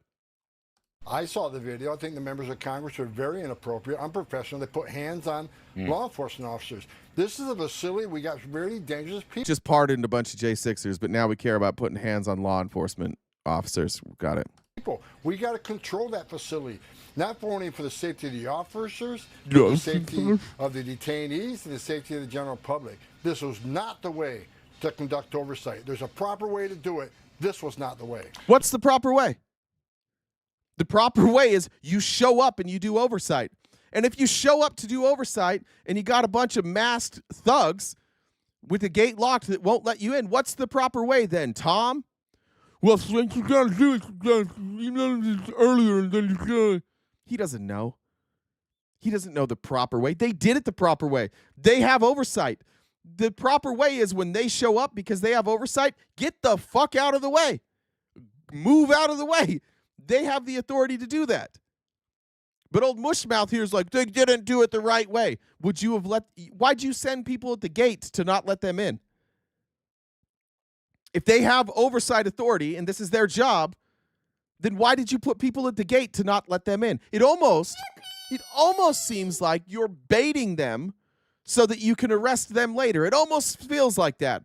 And when the Supreme Court rules that they had oversight, you'll just go, sorry, they're in El Salvador.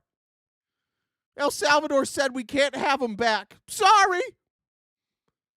And you guys will go, yeah, that's right. We fucking love it. We love this shit. Small brain. It's the only way, like, small brain. That's the only way you can still support this shit. If you're too stupid to make the arguments yourself, so you just want a strong man to come in and get rid of all the people who keep showing you how dumb you are, like, yeah, that's what's left of the people that are supporting this type of shit. This is small-brained, baby-brained, cucky shit. If you're still supporting this, you're just a cuck. I don't care where you fall on the political spectrum. Any time you're just saying, like, yeah, that one guy at the top, he gets to do whatever he wants, and I will continue to worship him. You're just a cuck, and you're in a cult. Here's Mike Johnson. Mike Johnson just saying, our role in Congress to act as a check against the executive branch. We've decided that's no longer our role. All those checks and balances you learned about in school, we've decided. Fuck them. By the way, I think he's being blackmailed. Let me read some comments real quick. I'll get there. Listen to SCOTUS this morning. Trump administration didn't like the correlation Sotomayor made about taking away gun rights and deporting. I haven't listened to it yet, Valerie. I'm looking forward to listening later. Mel says it's Project 2025 unitary executive theory and it's 40% complete and fuck text. I agree with that. Amy said, I propose all damn states and counties keep their money. It might happen. We might start seeing that. Let me check my comments real quick. I think I'm good. Perfect. Check Jen's. Brett said it's wild. The we need guns to overthrow a tyrannical government crowd is begging for a tyrannical government. Tyrannical me harder, daddy. All right, perfect. All right, so here's Mike Johnson. Now remember, if the executive branch breaks the emoluments clause, so if they take a bribe, or if they are suspected of taking a bribe, it is the role of Congress to determine whether or not the president can take a bribe, whether or not it's appropriate for the president to take a gift. That's part of the emoluments clause. That's how this works. That's how our Constitution is written. But Mike Johnson, who, again, I believe is being blackmailed, and this is 100% a conspiracy theory, but about a month ago, Mike Johnson started breaking with the Trump administration just a little bit, just a tiny little bit. And what happened about 2 days later? Suddenly there was a story. There was Mike Johnson's photo on Grindr. So how'd that happen? They're watching everything you do. They're gutting laws. We'll get to this maybe today, maybe later. They're gutting laws right now for data collection. And we're not talking about data collection like name, address, date of birth. They're talking about like allowing cell phone companies and social media companies to sell your very personal, very private data. So if you happened to either hack Mike Johnson's Grindr account or you happen to have a back door into Grindr, you might be able to obtain some messages. And ever since that accusation against Mike Johnson came out, that he was on Grindr and that he was on the down low looking for a good time, ever since then, Mike Johnson has been in lockstep. No more disagreeing with the president. The same thing happened with Jerry Falwell. If you remember, Jerry Falwell was actually opposed to Trump. He's a Christian pastor this first time around. Very, very popular Christian pastor. And he didn't want anything to do with Trump. And then suddenly a story came out. A story about Jerry Falwell, how Jerry Falwell was a lot like a lot of you Republicans. Jerry Falwell had his own special chair in the corner. And Jerry Falwell enjoyed watching performances put on between his wife and the pool boy.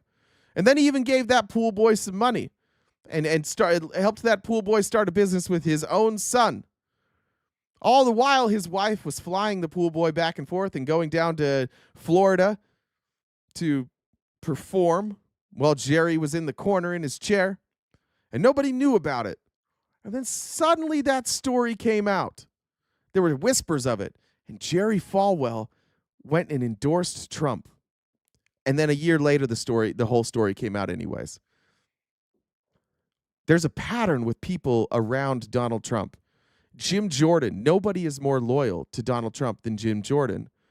Jim Jordan weirdly has been able to avoid any sort of investigation into him covering up sexual abuse at Ohio State. Weird, right? What do you think happened to Ted Cruz? What do you think happened to Marco Rubio? Why do you think all of these people take a stance against Donald Trump? And then eventually it turns out, eventually they turn and they're just like deathly loyal. They go from outspoken to deathly loyal. Probably compromise. Probably compromise. Every time somebody leaves the Trump administration, here's a story about them. Here's some rumor that comes out about them. Probably compromise. And I think that's what we've got with Mike Johnson, which is why Mike Johnson, who, by the way, is a constitutional motherfucking attorney, and he was pretty good at it. He was okay at it. Constitutional attorney. He knows the Constitution. He knows the emoluments clause, and he knows whose responsibility it is to approve gifts that the president might want to receive. And instead of telling you the truth, that that's Congress's role, he says this.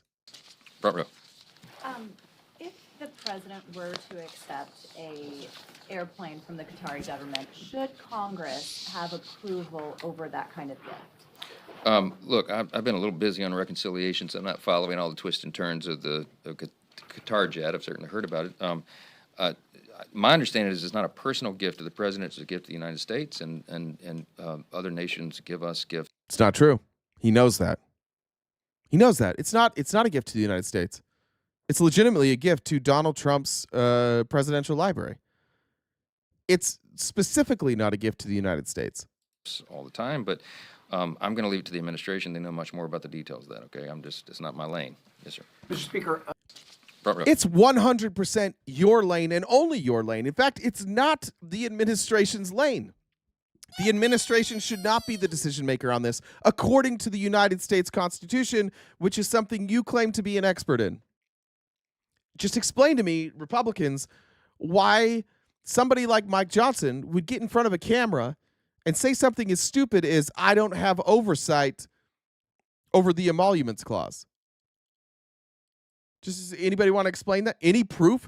Any proof of what? That the emoluments clause exists? Yeah, like, I think most of you, it's the first time you're hearing about the emoluments clause. I can show it to you. I think I have it right here. I'll just pull it up.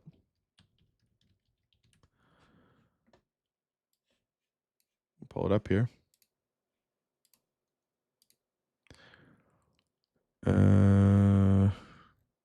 No title of nobility shall be granted by the United States, and no person holding any office or profit or trust under them shall, without the consent of the Congress, see that, without the consent of the Congress, except of any present, emolument, office, or title, or any kind whatever from any king, prince, or foreign state.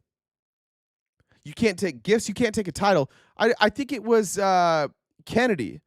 I think the Irish wanted to give Kennedy dual citizenship. And Kennedy couldn't take the offer of dual citizenship from the Irish because of the title from the emoluments clause. So now that you guys have learned something new today, he can't take that. Who operates Trump's presidential library? Who does? Yeah. Who does operate Trump's presidential library? Harley, I don't think you, Harley, I'm not sure you know. Who operates it? You said exactly.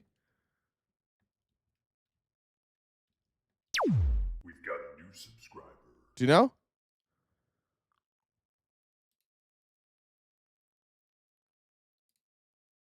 Anybody? Is it Nara? It's Nara, right?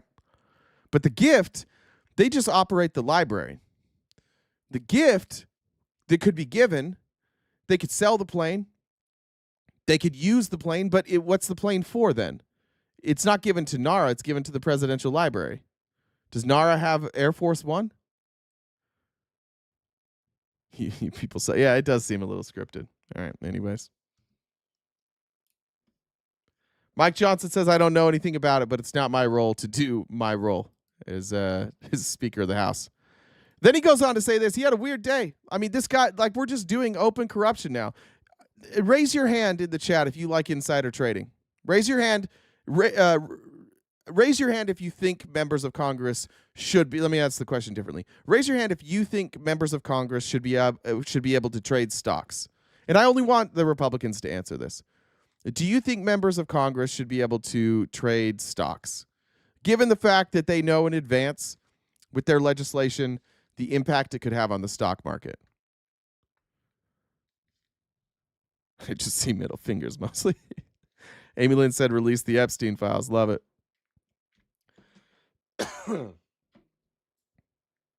we have any hands there? I just want to know from the Republicans, do you think that people in Congress should be able to trade stocks? None of you guys are going to participate now? Every time we ask you your opinion, you guys don't want to participate. Well, Mike Johnson thinks that they need to be able to take care of their families. Well, look, the salary of Congress has been frozen since 2009. When you adjust for inflation, a member of Congress today is making 31% less than they made in that year. It goes down every year. And over time, if you stay on this trajectory, you're going to have less qualified people who are willing to make the extreme sacrifice to run for Congress. I mean, it's just people just make a reasonable decision as a family on whether or not they can come and move to Washington, have a residence here, a residence at home, and do all the things that are required. So the counter argument is, and I have some sympathy, look, at least let them engage in some stock trading so that they can continue to take care of their family. You guys went from Congress shouldn't get any money. I mean, how many Republicans, how many times have you said with your friends, Congress should make the salary of the people that live around them? And now he's like, guys, Congress isn't making enough money. We got to let them trade stocks. We just got to let them. They're not making enough money. Well, you could raise their wages. You could do that if you wanted. Who cares? It's almost nothing. If you started paying members of Congress, let's say you raise, I think Congress is 174,000, maybe 176,000, something like that. Raise it to 200,000. Raise it to keep up with inflation. That is a tiny amount of spending, but they won't be corrupt. They just don't let them do insider trading. You see how they do this? They like the corruption. They want the corruption. So rather than just raising what people are making, they're like, why don't we just let them do corrupt things instead? We have to suffer. Now they want to raise. Yeah, fuck all you guys. Fuck everybody else. Kids with cancer, you don't get any more research. But members of Congress, they need, they have families to think about. They have their health care covered. They have a budget that allows them to spend money on themselves without going out of pocket. But they need more money. He has sympathy for them. Then he says this. Now that we're getting to the point where this is the argument, and this is why it's fucking incredible who you guys have become, embarrassing who you've become. Now we're saying that it's okay to do corruption as long as you don't lie about it. That the real problem with corruption is that people hide the corruption. That's the real problem. And since Trump's just doing it in the open, it's fine. Mr. Speaker, you were very critical of President Biden and his family's foreign business dealings. You supported an impeachment inquiry as a result of it. Are you equally concerned about President Trump's family's business dealings, especially given the fact that he is in a region now where his family has billions of dollars of investments in Doha and Saudi Arabia, and the fact that he has a crypto business now where he's auctioned off access to the White House for the highest bidder in his meme coin? Look, there are authorities that police executive branch ethics rules. I'm not an expert in that. My expertise is here in the House, okay? I'll say that the reason many people refer to the Bidens as the Biden crime family is because they were doing all this stuff behind curtains, but in the back rooms. They were trying to conceal it, and they repeatedly lied about it, and they set up shell companies, and the family was all engaged in getting all on the dole. They set up LLCs, and they got $0 and 0 cents that track back to Joe Biden. This is all just bullshit. They had LLCs. Stop calling LLCs shell companies. They weren't shell companies. They didn't even operate as shell companies.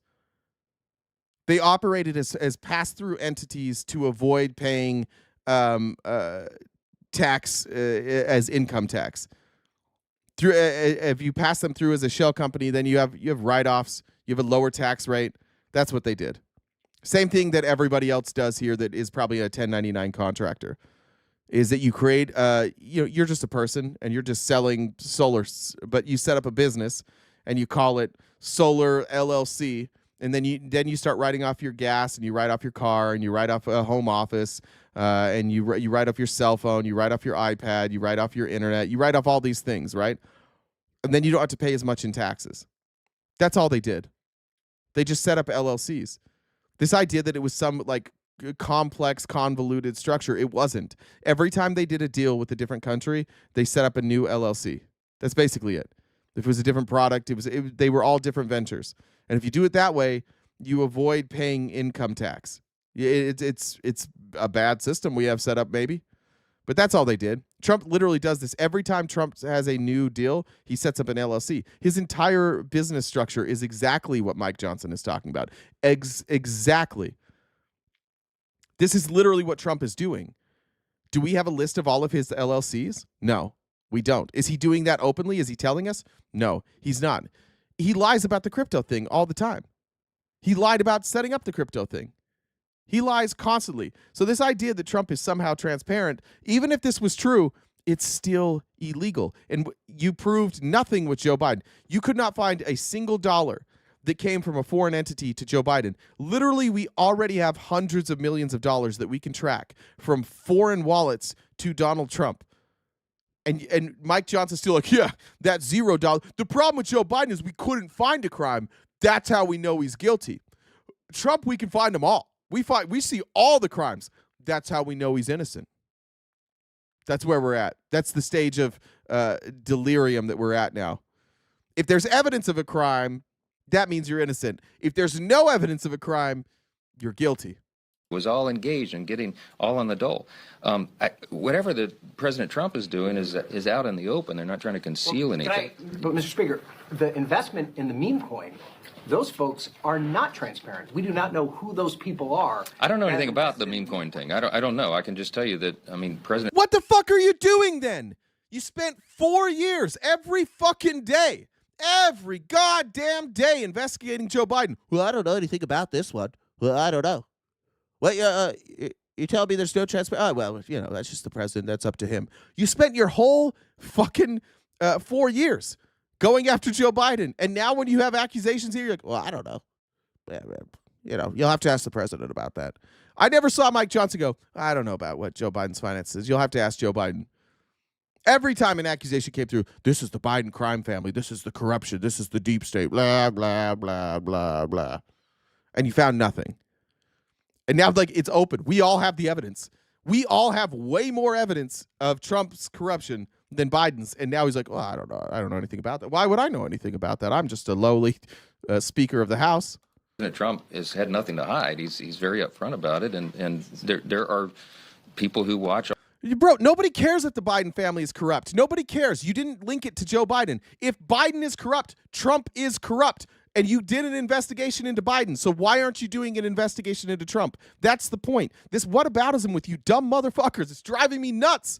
How do you not see this? How do you not see that what you're doing right now is so fucking stupid? You would never do this in any other part of your life. You are doing what every guilty person does. You're the dude that gets caught cheating on his wife. It's like, well, really, you know, she didn't give me the attention I deserved. You just didn't own it. You just don't own any of your own shit. Bro, it's the same. This is way worse. It's worse. And every time you're presented with information that's worse, yeah, Joe Biden. Every fucking time. Do you have any self-respect? Like the amount of self-respect you have to not have in order to see what's going on and then go, Joe Biden. It's painful. It honestly, it's painful to watch you guys twist yourselves in these type of pretzels. It's uncomfortable. It's cringy. It's like watching reality TV when somebody gets caught doing something. Everybody knows that's you, and we're just watching you like wriggle around And it's gross. It makes me uncomfortable. Everybody watching it's like, ew, dude. Ew. Just be honest. For what? Just one time. Why are you guys so... Why do you fucking care if Trump goes down? Why do you care if Trump gets investigated? How does it affect you?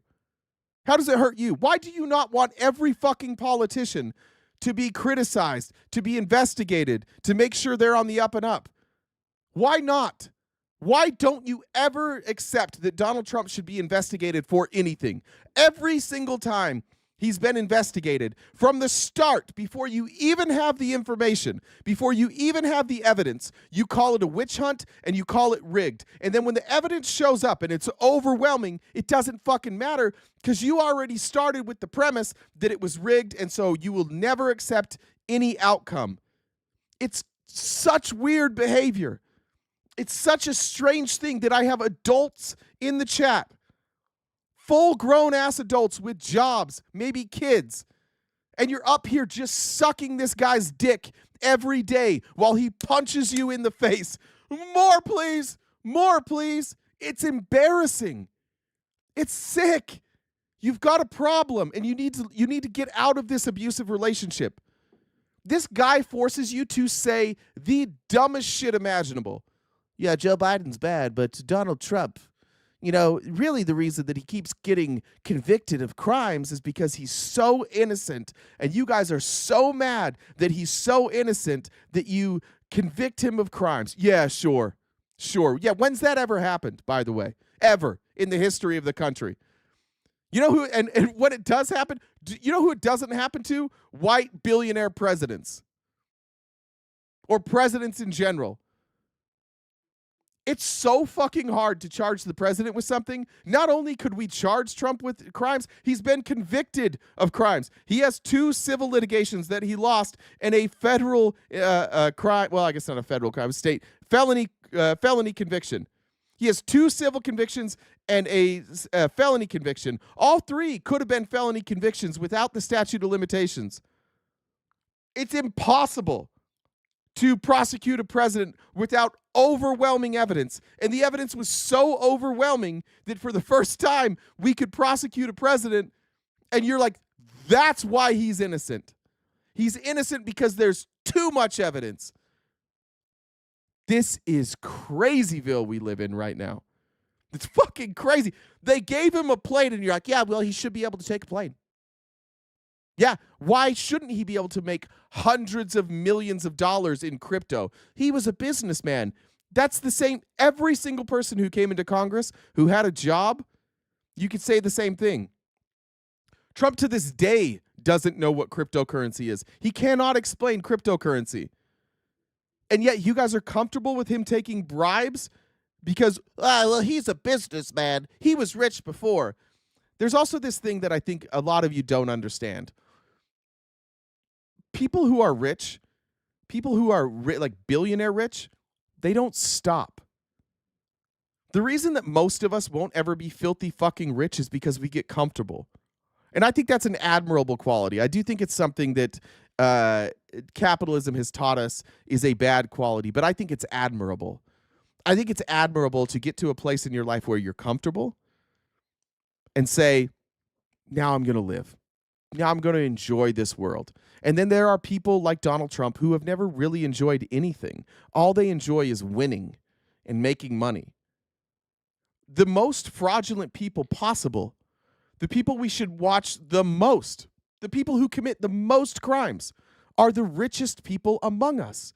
The only difference is they have the money to get out of it or to change the laws so that it's not a law. Or they can just give the president a bunch of money and then they can go eliminate all the departments that are investigating them.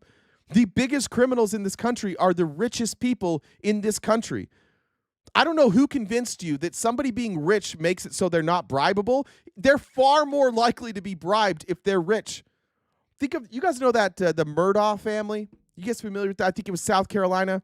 Like the Murdaugh murders, and like that, the way that spiraled. Think about it. They were one of the wealthiest families in the community, and he could have just made money, but he got a drug addiction, and rather than fix the drug addiction, He just kept stealing from his company and then over leveraging everything. And then their kid got a DUI and they used all of their money and power to get, not a DUI, he got in a boat wreck and somebody died.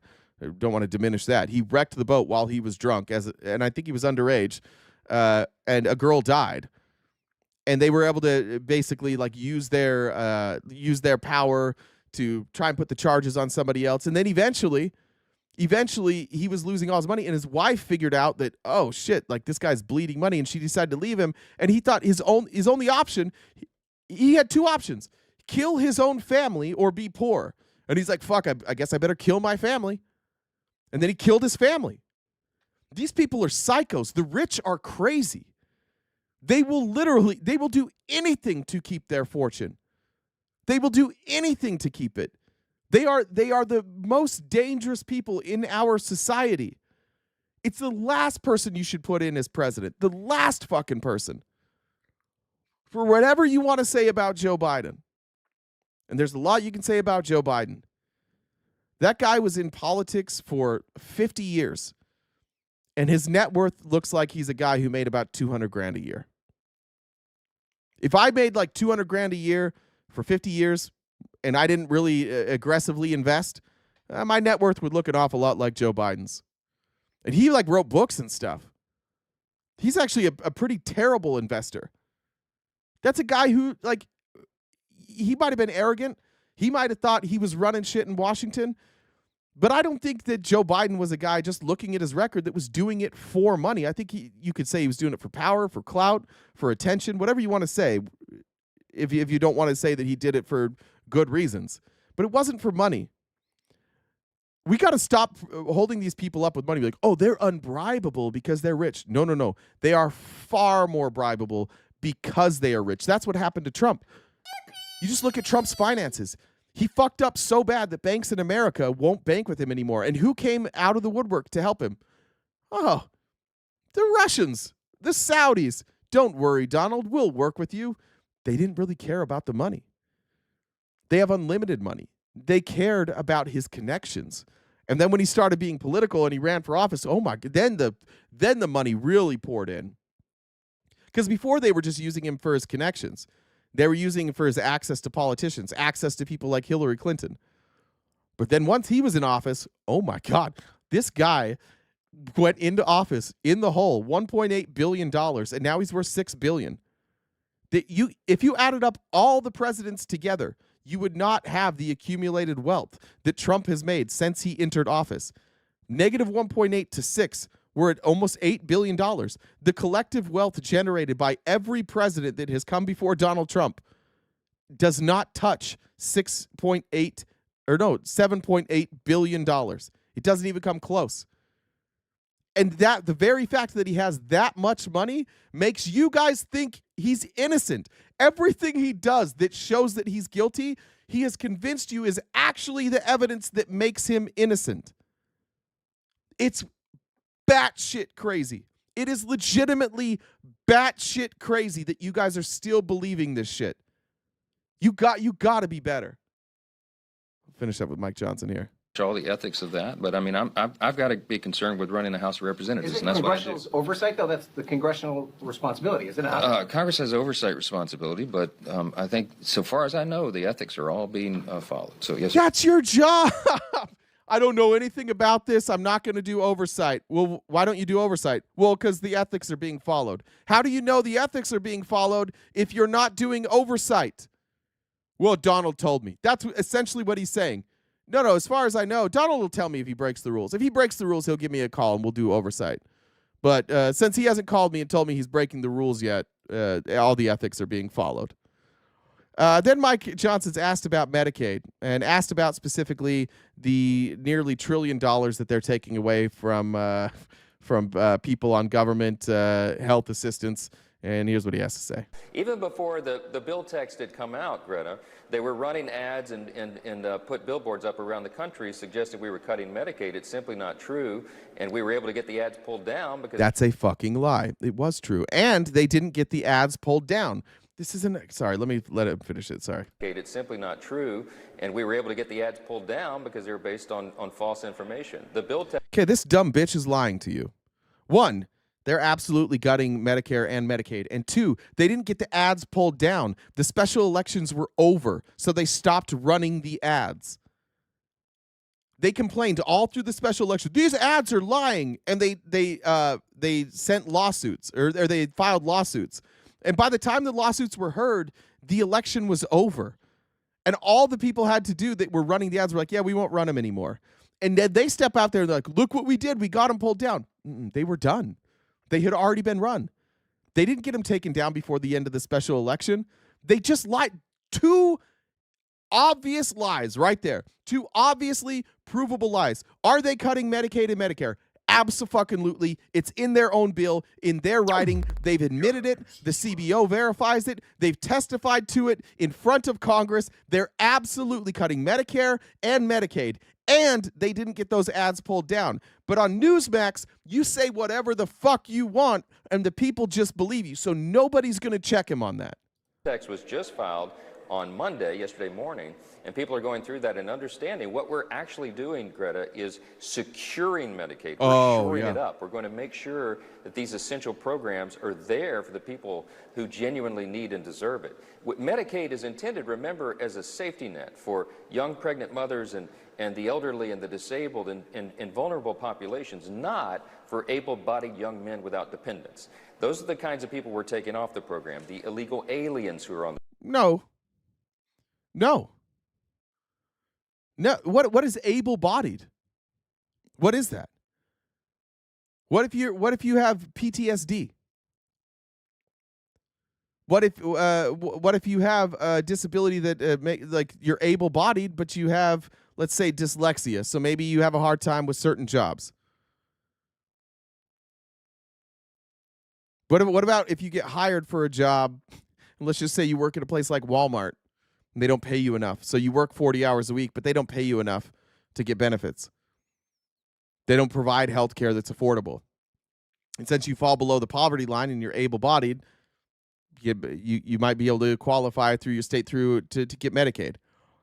And then he says illegal immigrants. Again, by their own projections, these are their projections. And I don't believe their projections because they haven't showed any evidence that their projections are correct.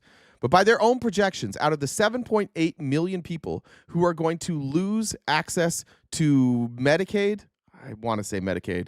I'm sorry if it's Medicare. It's one of the two, but I'm fairly 79% sure it's Medicaid.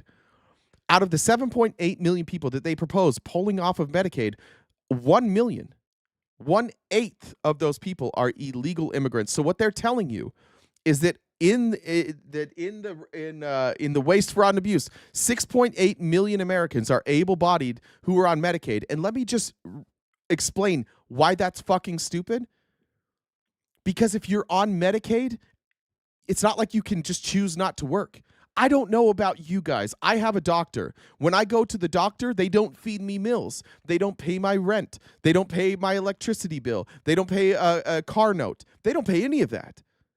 They just, if I have Medicaid, they just pay the doctor for the Medicaid. So it's not like you can not work and then be on Medicaid and survive. You still have to eat. You still have to have a place to live. You still have to have transportation. It's just access to a doctor. That's it. So they're saying there's 6.8 million people that can afford to see a doctor, but they don't. And that these people are just not working. Where are they getting their food? Where are they living? How do they pay for a cell phone? How do they pay for internet? Are we saying that there's like just 6.8 million people that are living with somebody else who's paying all the bills? See the problem here? Like, they can't tell us who these people are. And what they're saying doesn't make any fucking sense. Yeah, well, we want people to work, and we're not just going to give them handouts so they don't have to work. If you give them Medicaid, they still have to work, or they've got to figure out somebody to give them money or somebody to feed them and house them. They talk about Medicaid and Medicare like it's Social Security or like it's unemployment, and it's not. It's not a payment that you're getting. It's access. It's access to go see a doctor. That's it. But Mike Johnson is so used to these fucking talking points, and Newsmax, again, clueless. They're just not going to push back. we're taking off the program, the illegal aliens who are on the program, and we're going to root out fraud, waste, and abuse, and that's where the savings are going to be found. So we're actually making the program stronger for the Americans who need it. By cutting it. We're not going to cut it. We're making it stronger. How are you going to make it stronger? By cutting. Do you see the smoke and mirrors here? Are you guys going to cut Medicaid? No. What are you doing? Making it stronger. How? We're going to cut Medicaid. Oh. That felt like the question I asked at the beginning. Yeah. But when you say it, I don't want people to think about that part. I want them to think about the part where we say we make it stronger. Explain how you make it stronger. I cannot. I have no ability to explain how this makes anything stronger. I'm in trouble. Jen's going to get mad at me. We haven't done announcements. Jen, you want to do announcements real quick? Cam says rotisserie chicken and McDonald's Wi-Fi is also admirable. That's true. Johnny Longtrail says Epstein was all blackmail evidence surfacing now. Amy Lynn said Trump got rid of Iran nuclear deal and now trying to get a new one. Yeah. Fucking. How come we can't track Iran's nuclear proliferation? Because you broke the deal with them. Oh yeah. Also said release the Epstein files. Thank you. All right, Jen. Welcome. Yeah, not that part. Everything else he says is true. Anyways, so looks like we gotta update that. I'm on it. All right. So we've got a little more than an hour left of the show. Top left-hand corner is the remaining balance for our gift goal. So Venmo, Cash App, PayPal, Super Chats all go towards knocking out that gift goal. We are, this is our job. This is how we pay the bills. So we're crowdfunded. So if you guys can help us knock out that goal, we'd appreciate it. If you guys would like to talk to RTP, you guys can come on and do that. And how you do that is you DM me on Discord. Discord's the same username as the Venmo. So Jen with 2 N's, Deb with 2 B's, the number 1. If you DM me over there, I can bring you up and talk in real time, and you don't have to cry in the comments. So, but you can, because we don't judge you, and tears are good. It's okay to cry. I will probably judge you. He might not. I might. Jen cries a lot. Right. Crying makes me angry. We've been over this. I don't. Crying makes me more mad. Anyways, please subscribe to us if you haven't already. On Twitch, you can use your Amazon Prime sub. YouTube, you can do a free subscription. We also have 4 different memberships. If you'd like to help support us that way, check out our link tree for other socials and our merch. So yeah, if we can knock out that goal, I have faith that we can do that. So Jay doesn't have to get in trouble again. He'll find something else to get in trouble for, but if we can knock that out, pick that away from him, that'd be great. If you think that your fridge is collecting data and your TV is spying on you is bad enough, remember, the vacuum cleaner has been gathering dirt on you for years.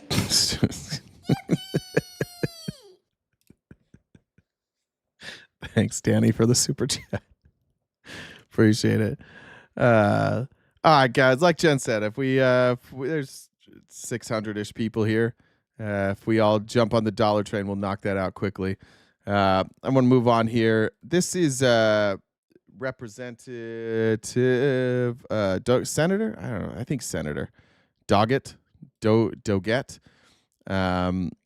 We talking about the new spending bill and the cuts to Medicare and Medicaid.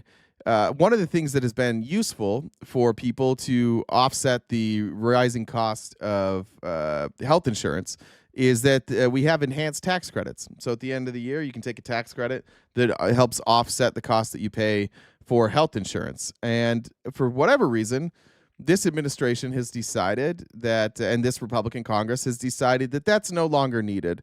The cost of health insurance is skyrocketing, but Americans are doing so well that we don't need to continue that enhanced tax credit. And we want to know why. We'd like to ask the Republicans why. Let's hear what their answer is. Mr. Barthold, that this legislation fails to extend the enhanced tax credits that lower the cost of insurance for millions of Americans who purchase their own coverage through the marketplace? That's correct. And when the Republicans permit these credits to expire in a mere 7 months, what is the effect on health insurance premiums for those individuals that rely on the marketplace today? Work that our staff has done in conjunction with the Congressional Budget Office suggests that the premiums will increase for individuals, sir. Yes, sir. They go up about almost 8%, I believe is the specific calculation that you did.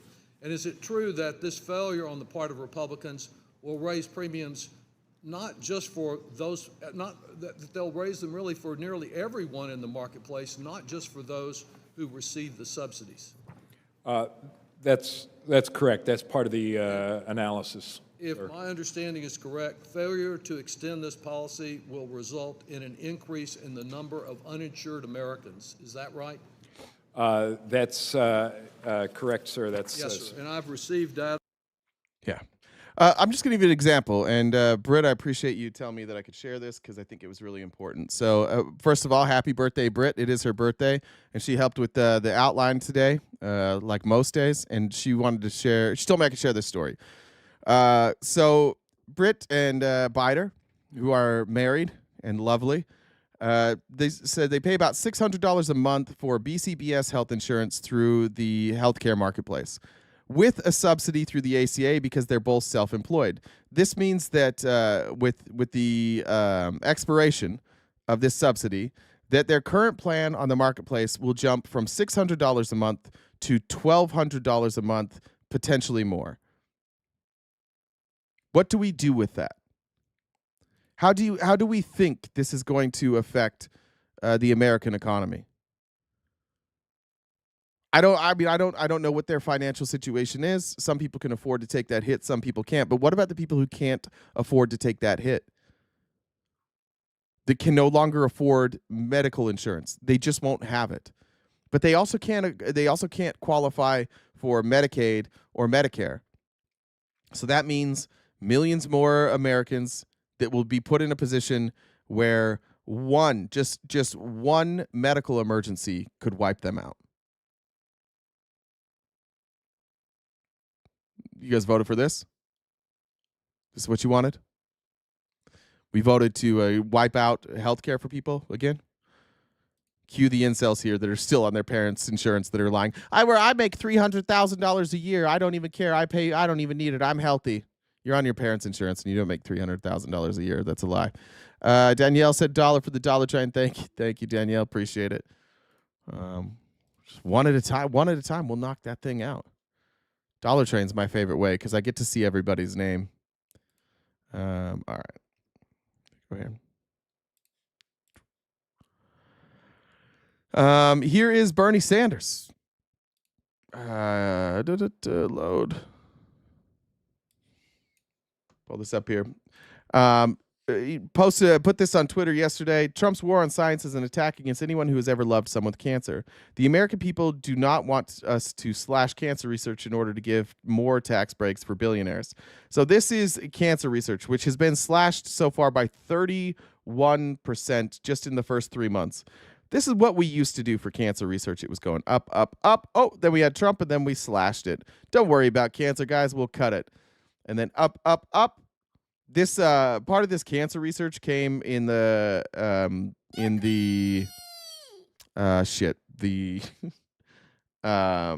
what bill was it in? I don't remember if it wasn't in the infrastructure bill. What bill was that in? Anyways, that's why you see this massive increase. And now here we are down by 31%. We're just cutting grants. Why?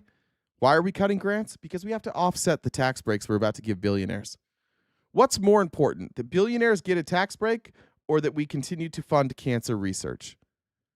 What would you prefer? Would you prefer that Elon Musk have more money or that children have more research going towards cancer so we have less people dying from cancer? You guys choose. But Republicans seem to be choosing a tax break for billionaires. Tony said, one at a time is what Tex's wife said. That's tough. I do not condone that. Jen, thank you for the super chat. Danny, also thank you for the super chat. Is this a good idea? Tell me why this is a good idea here. This 31% decrease in cancer research. Obama was in Diddy trial. What? Bro, Trump's going to be in that Diddy trial. If they start showing pictures from Trump's life, you're going to see a lot of Trump and Diddy. Brianna said, any update on the calendar, the nude calendar? Well, the update is it is not a nude calendar. No, I've got to find, we're going to have to have somebody shoot that calendar. That's the main problem. I don't have anybody to shoot it. Jack, this is bad. I should not have said that. Jackie said, yeehaw. Thank you, Jackie. I'm not looking at the comments for a couple minutes. I know what I just did. Nancy said, dollar to make you holler. Fuck Diaper Don. Ryan said, math or civics education fund, dealer's choice. Thank you, Ryan. And Swish said, dollar train, choo choo. Thank you very much for that. I'm not looking at the comments. I'm moving on with this. I refuse. Ogen 420, which I love, said dollar train, choo choo. Kami Dyke said to go towards your self-care, Blumpkin. Thank you. We've been talking a lot about Blumpkins lately. Now, the great news is Trump has figured it out. He's got the answers for you. These are going to be very specific answers. Trump has figured out what we need to do with healthcare. I would fight so hard to get a half a point, and I actually had it down a half a point for 1 year. He's talking about healthcare costs that they went down half a point 1 year. I didn't see that. I looked for that. There are different ways to measure the cost of healthcare. I'm not sure exactly what he's referencing. So I'm not saying that there wasn't some metric that went down half a point, but the cost of healthcare, I didn't see it go down half a point. So depending on what he's looking at, I'm not sure. It's not that important. And I actually had it down a half a point for 1 year, and I was so proud of myself because that never happened before. It was always going up. Drugs only went in one direction. That's up. And now, after studying the industry, it's a very complex industry, but I figured it out. It's not really complex at all. The thing with the industry is the health insurance providers work with big pharma and decide how much they can pay or how much they can spend or how much they can charge. And the health insurance company is saying, like, we got to keep it within this range to make sure that people will still pay for it. And if it goes a little bit too high, people can't pay for it. And then the big pharma goes, okay, we'll keep this price as high as we possibly can. And in 2 years, we're going to raise it again. And they just work together to collectively raise prices. It's not complicated at all, to be honest. It's really not. If you're talking about like their models and how they're modeling out their profits, sure, that's complicated. And guy from Wharton that went to Wharton School of Business who doesn't understand how tariffs work, I have a sneaking suspicion he doesn't understand any of that. But the basic understanding of how our healthcare model works is really simple. And it's so simple that every other country has figured out how to not do it our way because it's really fucking stupid. Trump's got to figure it out, though. Now, after studying the industry, it's a very complex industry, but I figured it out, and I said it's not going to happen. But the Democrats fought very hard to keep the prices of drugs very, very high. Yeah, that's what we did. We sure did. When Joe Biden capped the price of insulin, that was him fighting to keep the price high. When Obama ran on universal health care, and he ran on a single-payer system, he ran to lower those prices. But unfortunately, once he got into office and he had to negotiate the Affordable Care Act, the Republicans are like, hey, don't you cut out these dirty fucks who have to make billions of dollars to pay your bill? Don't you cut out these dirty fucks who take your insulin and instead of charging $30, they charge you $300? You can't cut those dirty fucks out because those dirty fucks are lining our pockets. So we can't do single payer. So we're going to do this hybrid model instead, where some of the money that the government is going to spend to subsidize this is going to go into the pockets of the same dirty fucks who fucked this whole thing up. And then Trump's like, it was the Democrats. It was some Democrats. I'll give him that. It was some Democrats, but it was every fucking Republican. Literally every fucking one of them. Don't blame this shit on the Democrats, bud. That's silly. They really are to blame for this because they should have done something about it. And yeah, they tried. Remember when they did the Affordable Care Act? The average price of health insurance was rising by 6% every year. Every year leading up to the passage of the Affordable Care Act, health insurance premiums were rising on average 6% annually. And when we put in the Affordable Care Act and we removed stipulations like pre-existing conditions and we added government subsidies and we added price controls for Medicare and the VA and Medicaid, the average price rose by 3%. It slowed the growth, and it would have been negative growth had we gotten rid of private health insurance at the time. It would have gotten significantly cheaper if we would just get rid of the private healthcare companies. But we can't do that because, again, those dirty fucks are lining everybody's pockets here.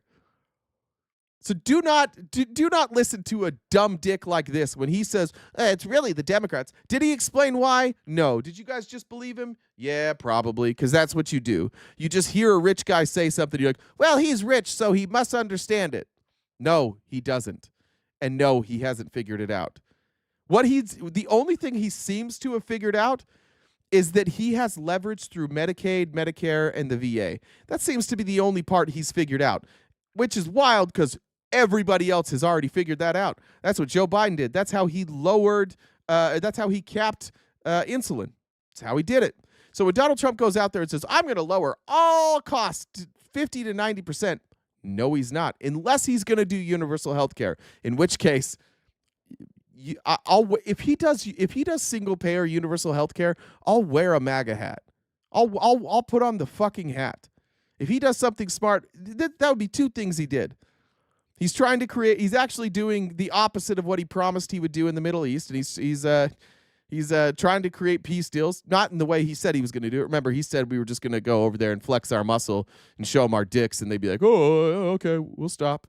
Instead, he's negotiating peace deals because he tried to flex on the Houthis, and they're like, fuck you. And he tried to flex on Hamas, and they're like, fuck you. And everybody he tries to flex on, they're like, fuck you, dude. Shut up. Shut your bitch ass up.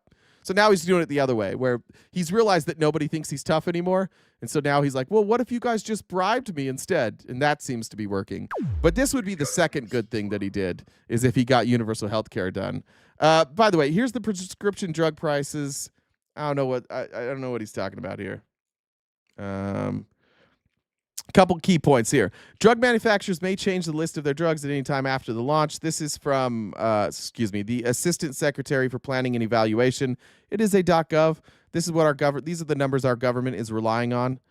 So if you don't like the source, sorry, this is what they're relying on. But this is the changes in list prices of prescription drugs from 2017 to 2023. Here's the key points from the study that you need to know.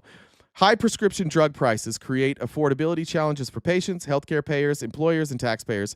The increases over time in prices for existing drugs have added to these challenges. The Inflation Reduction Act requires that manufacturers pay rebates to Medicare if they raise their prices for certain Medicare Part B and D drugs faster than the rate of inflation.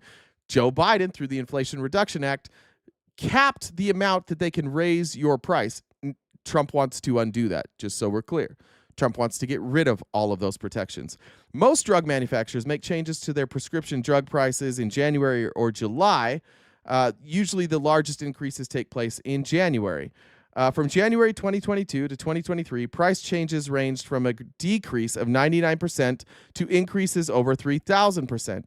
Over that period of time, 4,264 drug products had price increases. Of these increases, 1,900 roughly, which is about half, were greater than the increase in the consumer price index for all urban consumers. Sorry, I burped into the microphone. I feel bad about that one. For those drugs with price increase, the average increase was 15.2%. This is higher than the average price change from 2021 to 2022 of 11.5%, because which drugs change price can vary considerably from year to year. The dollar values of the increases can be different. This is why we have price increases, though. They are trying to make a profit.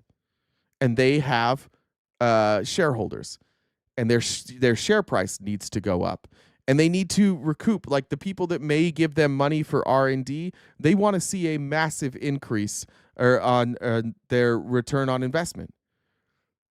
We have problems with drug prices because of capitalism. The only reason we're the most expensive in the world is because we have profit attached to our model. Everybody else has removed profit from the model. Or at least removed it in this way. All we have to do is remove the profit incentive from all of these people. Health insurance should not exist as an industry. It's fucking stupid. Auto insurance and health insurance should not exist in an industry. The government should just run both of those programs. And they should run them non-profit. You want your auto insurance to go down? Have the government run it. You want your health insurance to go down? Have the government run it. You want to have homeowners insurance go down? Have the government run it. But for some reason, we've been convinced that things will just run better if somebody's making a profit off of it.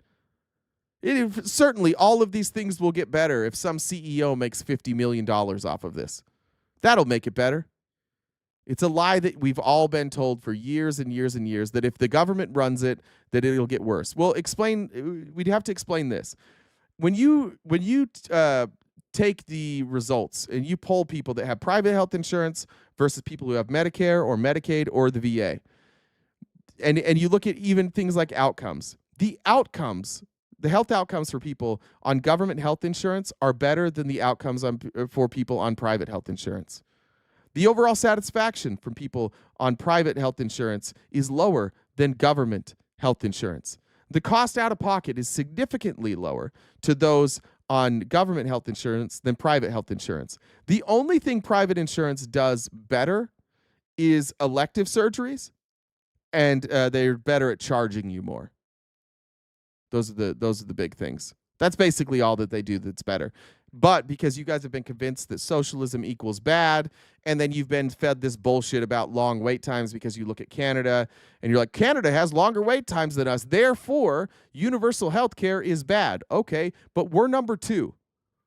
Canada has the longest wait times, and then we're number 2. So how do you explain all those countries below us that all have universal health care? How is it? Maybe it's not a universal health care thing.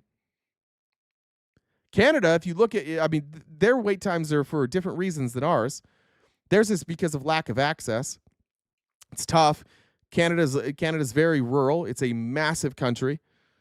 There are people who live that live very rurally. They don't have a massive population. It's hard to get enough doctors. In America, we don't really have that problem.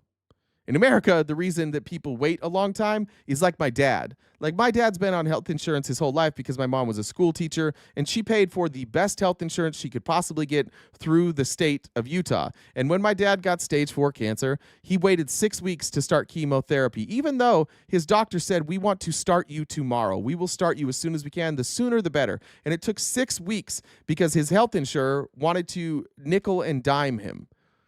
They'd paid for years. Neither one of my parents ever had any sort of like major health issue ever. They basically paid into a health insurance program and never used it for most of their life. And then when they finally did, the health insurance company's like, hold on a minute. Let's see if we can nickel and dime you and make sure we don't start chemotherapy for a while. That's why we have long wait times. Canada has long wait times because of access. We have long wait times because we have a bunch of people fucking us around for money. And all the other countries that do it better than us, they're all universal health care. So don't let yourself be distracted by, oh, Canadians have long health care, long lines. That's why we can't do it. No, that's what the capitalists are telling you. That's what the health insurance companies are telling you because they're making money hand over fist. They are getting filthy fucking rich for doing nothing but paying your bill and raising the cost of your insurance and raising the cost to see a doctor, which in turn raises the cost for medicine, which is why your prescriptions are out of control. Every problem you have with the healthcare industry is capitalism. It shouldn't exist. Capitalism and healthcare don't go together. We shouldn't do it. Save capitalism for where capitalism works. Don't use it for places where it doesn't work. It's really that simple. But again, these dirty motherfuckers have lined the pockets of all these people in Washington, and so they just show up and they just lie to you. They're like, yeah, no, we totally can't do this. We totally can't do this because we'll have worse outcomes. We could have the best health insurance in the world. We could be number 1 in the world. The only problem is we got all these people that are trying to make money off of us. Angela, thanks for joining the Dollar Train. Same with SJ. I think I might have got those already. Sally, thank you. Elizabeth, thank you. Cam, thank you. Elizabeth said, oh, there was nothing there. Cam said, have you seen Shane Gillis's shit on Martin Shkreli over his price gouging? It's almost as amazing as Jen is. Yeah, actually, let's show that. Because this is a thing that, like, universally outside of politics, everybody understands. Everybody knows that it's just a bunch of fucking vultures that are taking all of our money.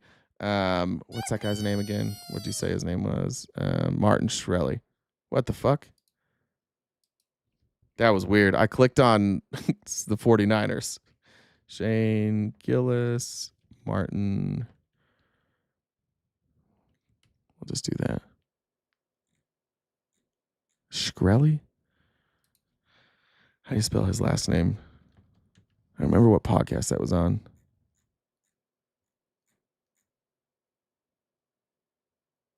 Where is it? I'm actually surprised this isn't coming up immediately.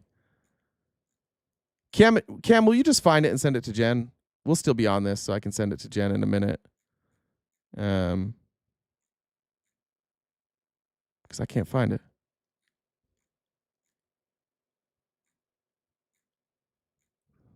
All right, Cam, send that to Jen. I'll get that up. But yeah, that is applicable.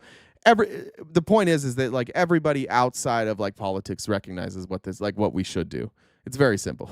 Tanya, thanks for the super chat as well. All right, I'm going down here. Here is shockingly, Fox News accidentally told the truth. Now they cut away from it real quick. That's why this clip is short. It's only a 10-second clip, but Fox News accidentally told on the Republicans. The House Energy Committee releasing its portion of the reconciliation legislation late last night. The bill cuts from Medicaid and adds work requirements and more frequent eligibility checks. So remember, Mike Johnson said we're not cutting. Fox News, who has been sued and has to tell the truth now sometimes, is telling the truth. Yeah, it's being cut. How far away the goal? All right, dude, got it. Let's see. Let me do some math real quick. Looks like we are.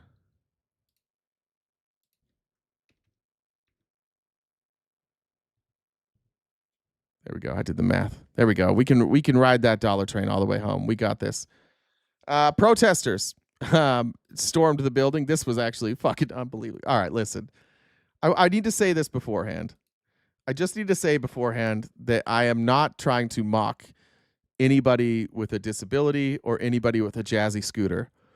I'm just pointing out that Congress, the halls of Congress, were clearly not designed for people with jazzy scooters. And so while I was watching this and I understand the outrage of all of these people, I am still human. So I was laughing at how many people got their shins run into while these folks were protesting the Medicaid cuts. So if you see me laughing, I'm not laughing at them. I'm laughing at the people getting racked in the shins over and over by the folks in their jazzy scooters. So I just want to be clear what I'm laughing at here. And I think it's okay to laugh at this.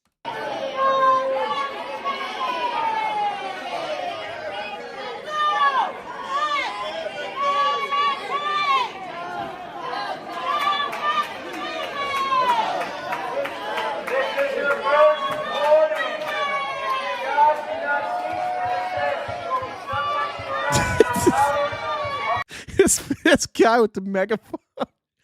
Imagine being this guy. You're like, hey, you got to go get rid of some protesters. You're like, I got it, man. I've been waiting for this. And then you show up and you're like, fuck. Now what am I going to do? What are you going to do?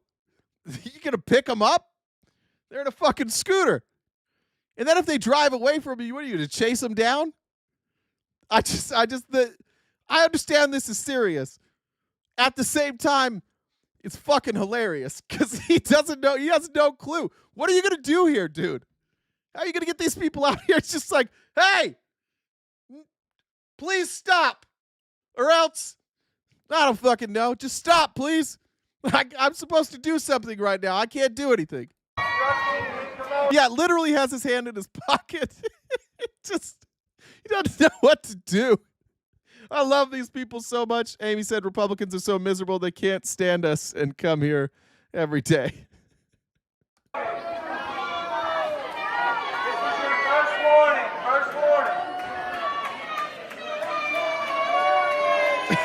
Lady in the green hat, she showed up to fuck shit up today.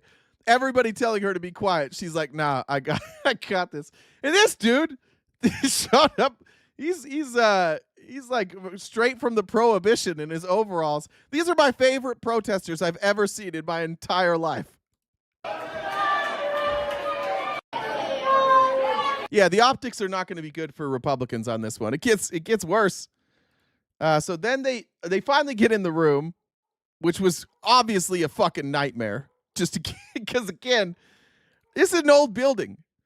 The halls of Congress are not super accessible. The seating is not super accessible. So after that fucking nightmare of them trying to get all these protesters in, and the protesters are finally like, yeah, we're going to be quiet. Spoiler, they lied. They were not going to be quiet. You have an empty chair and then some important markup. Okay, I'm headed over. This shit's just ran. I don't know if she ran into someone's shoes or like a cord. It's just absolute fucking chaos trying to get people out of here.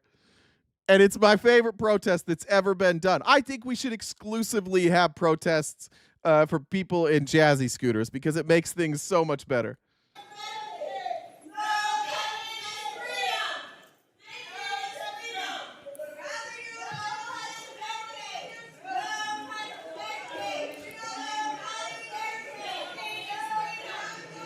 We're going to switch the camera. We didn't get to switch the camera there. Where's the... There's another view here. Is this it? Yeah. Then we have here. I mean, the optics of this are going to be terrible. But I love these protesters so much. I want to be best friends with all of them. That are $10,000 a month. And really, you look at me, I'm from Youngstown, Ohio. How if you cut all these cuts, how the hell would I be able to shop at your store? Bullshit! The end. Bullshit! I love them so much. Stop. Just mock these Republicans. Fuck their shit up every single day. Just go in there every single day and fuck up these hearings and make sure that those optics have to happen. Make sure they show you gaveling to get people out of here and roll them out in wheelchairs. Just go for it. Go for it. This is gonna end well. Here's Dan Crenshaw here, and there we have Rep. Vesey wants to discuss the GOP lying about cutting Medicaid. And this was fucking crazy. So the first part of this is Dan Crenshaw, and he's going to talk about everybody lying. And he's going to call Democrats liars. This is the petty, like, this is who Republicans really are. Rules for thee, but not for me. Here's Dan Crenshaw calling Democrats liars. I'm sorry. I am sorry that, here's my apology to you. I am sorry that people lied to you. I am sorry that so many people in the media and on the left have lied to you. Mr. Chairman, thank you very much.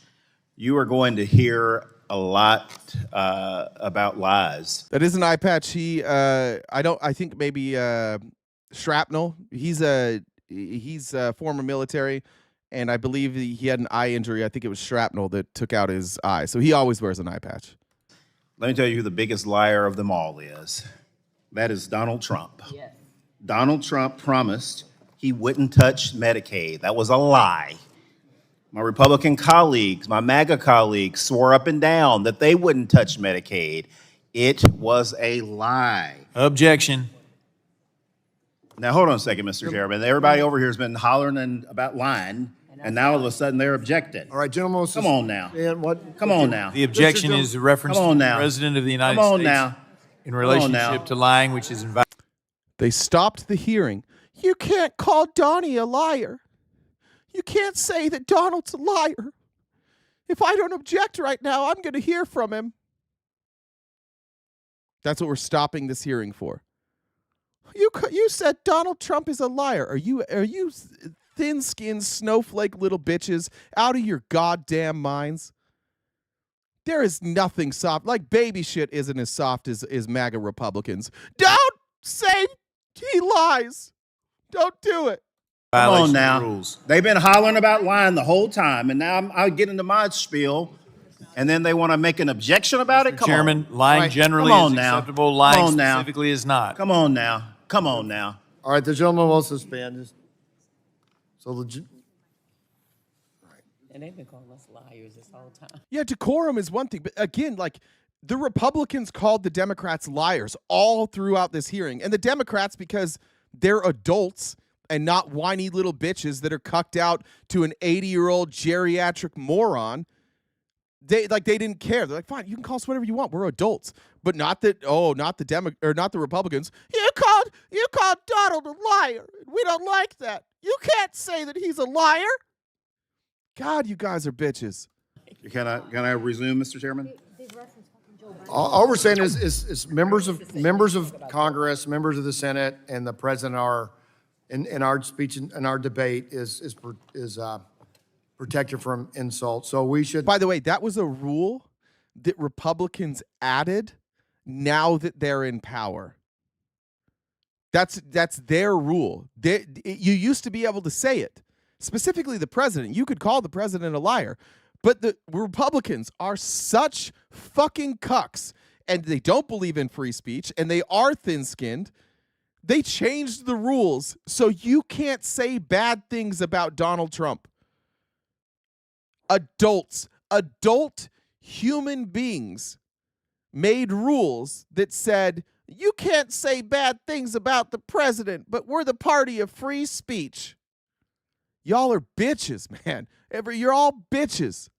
And that's why in the chat, you guys don't want to talk about this right now. You're going to do, by the way, this is how you know they're bots. And I'm going to tell the chat something that is not good for me. Don't engage with these dumb motherfuckers. Don't engage with them when every time we bring up the fact that their whiny bitch Congress is a bunch of whiny bitches. Don't engage when they try and turn it into something, they race bait you. Don't engage when they talk about BLM. Don't engage when they talk about trans people. Make them sit with this. Make them comment to the void. Y'all are a bunch of bitches. Everybody you vote for is a bunch of bitches.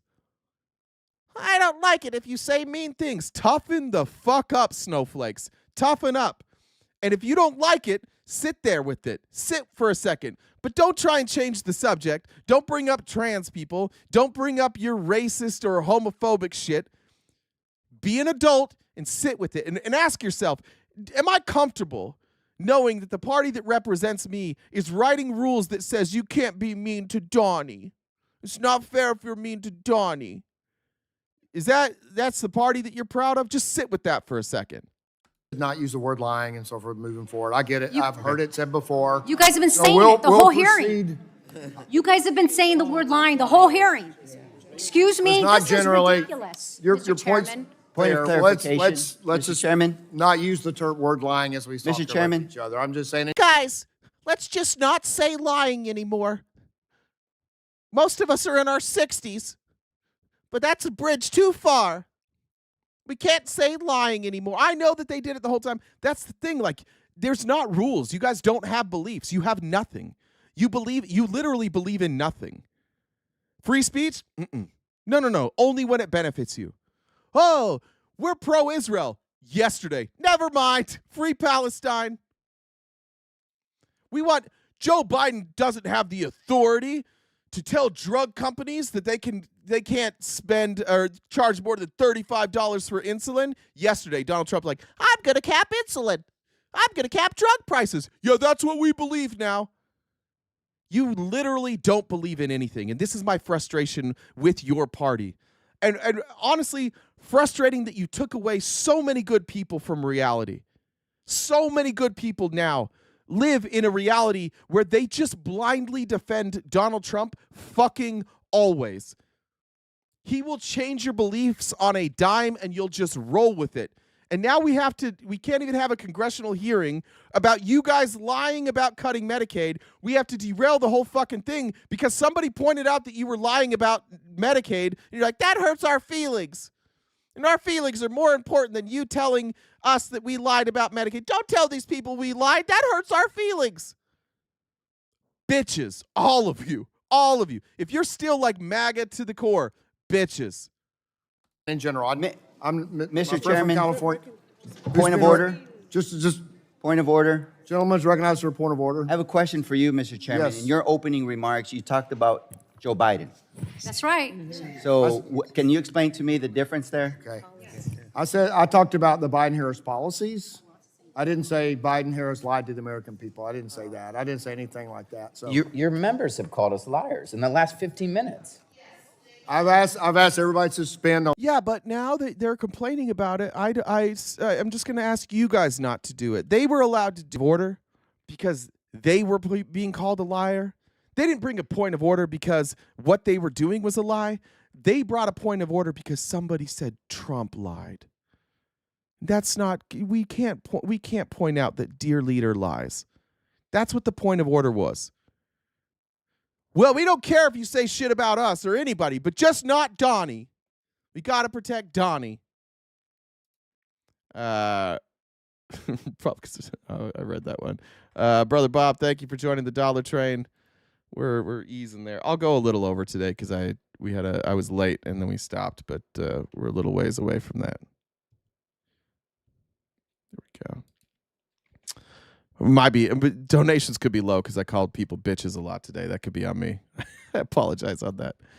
All right, here's Jim McGovern. I mean, it's just a joke, and I'm gonna have to keep showing this. Like, we're just gonna have to be petty. We've tried reasoning with you. We're just gonna have to openly mock you, I think, at this point, until you can't defend the nonsense that your party is doing.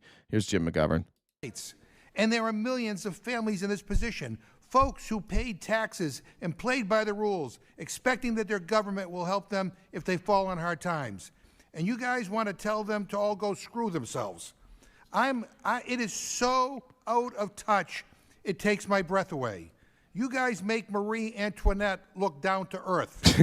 Donald Trump's cabinet is like an episode of The Lifestyles of the Rich and Famous. These people are totally clueless. They don't shop for their own groceries. They don't buy their own food. Look, it looks like there's audio issues. Scroll in and out of your YouTube feed. That does happen sometimes. Sorry, I'm sorry. We have members of Congress. Then come debate me, Jim. We ask you every day to debate. We ask you guys every day. Put on your big boy pants, message Jen on Discord, and come up here. And let's see. I like crying. I haven't cried for a couple days. I'm good. I'm due for a good cry. So come on up, Jim. Who sit in their nice, fancy offices, get driven to work by their staff, and never have to worry about anything. And they simply don't understand why a 63-year-old factory worker who's been breaking his back for 40 years lifting heavy equipment can't just go out and get a new job when he gets laid off. This bill gives that worker 90 days to figure it out before he goes hungry. I mean, seriously, what is wrong with you people? And you know what? I think you guys know exactly what you're doing. Either that or you're just so afraid of Trump that you don't care. But either way, this is just shameful. And They're afraid of Trump. You guys are all afraid of Trump. Every last one of you is terrified of Trump. It's why you won't say bad things against him. If I bring up a policy and I don't mention the word Trump, sometimes we can get you to agree. But as soon as I say Trump, no matter what I say after that, you guys blindly defend him. It's a weird thing. And I don't think you know that you're afraid of Trump. It's very similar to like when I left my religion, literally the worst thing you could do is say something like God damn it or Jesus Christ. And so early on, like if I said it, I felt weird. Like I had to get that out of myself. I legitimately, like, it was like a knife through the heart when I'd said it. And I'm sure some of you guys feel that way when I say God damn it or Jesus Christ. I'm sure you do. But it's this knee jerk because you know that the one thing you're not allowed to do, whether you've thought about it or it's just like inherent, not inherent at this point, conditioned into you, you know the one thing in the GOP you cannot do is criticize Donald Trump. You're not allowed to do it. You'll lose your friends, you'll lose your family, you'll lose your, like, if you even bring it up, go sit on TikTok and go jump in a Republican panel and criticize Donald Trump and see what happens. Whatever your criticism is of Donald Trump, just bring it up and just watch what happens to you. Watch how quickly everybody turns on you. It's incredible. Even for little things like what Jim McGovern's talking about. You've got people that are in their 50s and they've been counting on Medicare or Medicaid. And now you're telling that person who's about to retire, like, figure it the fuck out. And figure it the fuck out means go buy it on the private market. And they can't afford to buy it on the private market. So figure it the fuck out is basically saying die. Just go die. Because you can't afford this shit. So sorry, go die. That's what Trump and the Republicans are saying right now to millions of Americans. 8 million to be precise. 8 million Americans, go fuck yourself. And you stand by it because you're not allowed to criticize Trump. Trust the plan, guys. He's got a plan. Brad says, why make it a dollar train when clubs give you $2 bills now? Make it a $2 train. Do clubs give $2 bills now? Is that what they're doing? I assume you mean strip clubs? We making it rain with twos? Inflation's got the dollar bill. Like we can't even do dollars anymore. Inflation's fucking up the strip clubs now too. That sucks. Jim won't debate. Oh, is Jim not debating now? Did Jim decided he wasn't coming up? What happened, Jim? I'd love to debate you. Want to debate? No. I no longer would love to debate you. All right, Jim. It's all right, bud. Yeah, if I were you, I would be slow maybe to debate me too. If you have to defend Donald Trump, that's not a position that I would want to be in. All right, here is I want to say Devin Booker. I know that's not correct. That's not correct. Here's Senator Booker questioning the president of the American Pharmacy Association. This committee hearing was examining competition issues in prescription drug supply chain, specifically talking about the middlemen that Trump just found out about, the pharmacy benefit managers. Trump thinks he's the only one that knows about them, but we've been talking about them for years. It was good to see, I don't know, I can't remember which committee this is, but it's good to see the people in the Senate asking good questions. And here is Senator Booker questioning, I forgot to write down his name. Anyways, he's the president of the American Pharmacy Association.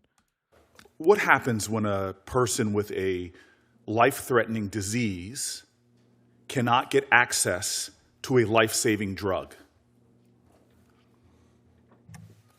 Not a good outcome. Mute Jim. Jim's got to be muted until he comes up here. Sorry, Jim. You can't claim that you're coming up here and then not. It's just I'm sensitive to that. It hurt my feelings. So Jim's got to be muted for like 5 minutes. Not a good outcome. Be more specific for me.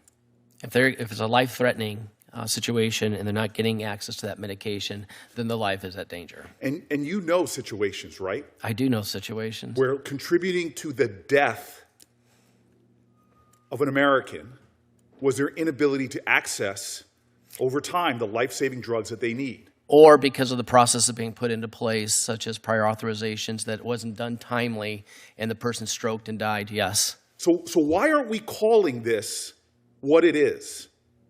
My friends across the aisle and others have called this a scam. Multi-level marketing is a scam. Internet people that prey on senior citizens, that's scammers. This is a level of corporate violence that is costing American lives, a level of colossal greed at the expense of patient well-being. Am I overstating the fact, Mr. McDonough? No, there's situations like that with every pharmacy. Yeah, and so I've been in your state, and I sat around a table of senior citizens who each of them told me stories that they ration their drugs against doctors' orders. Who said that? Who said death panels? Valerie, yeah. If you guys are if you're tough freeze frame. Sorry about that, Cory Booker. My bad. If you guys were around for the Obama campaign for Obamacare against McCain, what Republicans said is Republicans' fear-mongering then was death panels, that there would be groups of people who would decide whether or not you live or die because the government wouldn't be able to provide care for everybody. And the Obama team was like, yeah, that exists already. It's called private insurance. And that's exactly what we're talking about. We're trying to eliminate death panels, and Republicans are like, you're going to have death panels to replace our death panels. Cut pills in half. What kind of peril does that put people in? They're not getting the medication they're supposed to be getting, and it's going to be endangering their lives. Endangering their lives. Have drugs for conditions that are threatening their lives, or put in the moral dystopia of having to make a decision that is not left to them. To ration drugs or not have them at all when they fulfill the prescription, when they can't fulfill the prescription from their doctor. This is not a scam. This is a moral obscenity, and it's corporate violence. I honestly, I don't know how how this is an argument at this point. It's literally like somebody's punching you in the face, and you're like, I want to stop being punched in the companies are criminal. What they do every single day is criminal. Like he said, it is corporate violence. Is it worth it for us to pay this money, or should we just let this person die? I promise you, when that person was paying their premiums every month, they weren't thinking, oh, Someday this person will decide whether or not I get to live or I get to die. One thing you know about it, we don't have enough money, you're going to die. Our government is $37 trillion fucking dollars in debt. We don't have a problem paying a little extra money. We do it all the time. Usually we do it, though, to murder people overseas. We're cool with that. We're cool with going into debt if that means that billionaires don't have to pay more taxes. You think all of a sudden our government's going to be, like, strict? We're like, sorry, we're over budget. You're all going to... These companies, these private health insurance companies, they don't take losses. Because if they take losses, they lose their job. So they are incentivized by one thing and one thing only, and it is money. It's just it's literally like whatever you think economically. It's just a matter of incentive. What are the people in, and that's who funnels them money. What are the pharmaceutical companies incentivized by? Making as much money for every single drug that they have. What are the healthcare companies incentivized by? Making as much profit as they possibly can. So who the fuck is looking out for you? And it's almost become like this American thing. Like it's if you expect the government to look out for you, you're an idiot. Yeah, because our government fucking sucks. But if I went to Sweden, the government would look at to China. The fucking China. How is it that we're looking at China? China would pay it. Not here. No, not here. We've literally let the Republicans just fuck up the government so bad that they're like, never trust the government. And you're like, okay. And then then they fuck it up some more. And then they're like, see, don't trust the government. You're like, yeah, that's a good point. I did just watch you fuck it up intentionally, but that's a good point. We shouldn't trust the government. And then they fuck it up more. And then they come back to you and like, yeah, we fucked it up. That's why you don't trust the government. And you're like, yeah, that's right. We're siding with these guys. They tell us not to trust the government. We're going to keep voting for them to fuck everything up. What are they doing for you? What are they doing for the country? This is day 50 of me begging for you guys to answer that question. We don't have a question on that yet. Here's University, where they have found that private equity acquisitions of hospitals and private practices are driving doctors out of their jobs. Once again, I don't even want to say capitalism. I want to say private equity. It's the bastardization of every single institution, every single branch of our government, every single wing of our economy. If private equity can figure out a way to bilk the profits out of that and keep it for themselves and fuck you over, they will, and they're doing it again. Are rigging the economy to get rich by making your life more expensive. It's called private equity. Private equity firms are privately owned finance, often using the company's assets as collateral for the loans.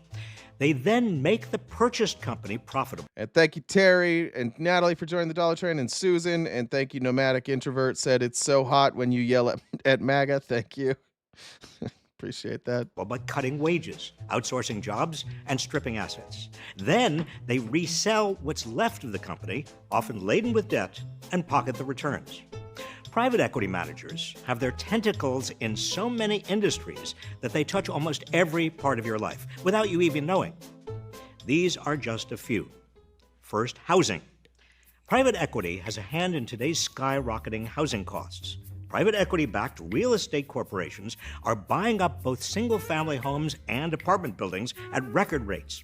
And one of the largest private equity firms in the world made a... Now Donald Trump flying them over to Saudi Arabia with him. The CEO of Blackstone was there, and then allowing them to basically buy the Panama Canal. One of the dumb Republicans in here earlier was like, "What do you think about how well he's doing with the Panama Canal?" Oh, you mean when he used the leverage of the government for a private company, Blackstone, to purchase. It is Blackstone, right? Or is it BlackRock? I can't remember. It's one of those two.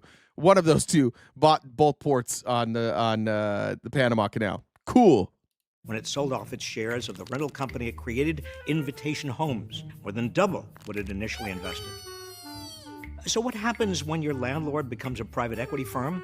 Higher rent, faster evictions, punitive... It was BlackRock in Panama Canal. ...fees, shoddier repairs and services, if anyone even shows up at all.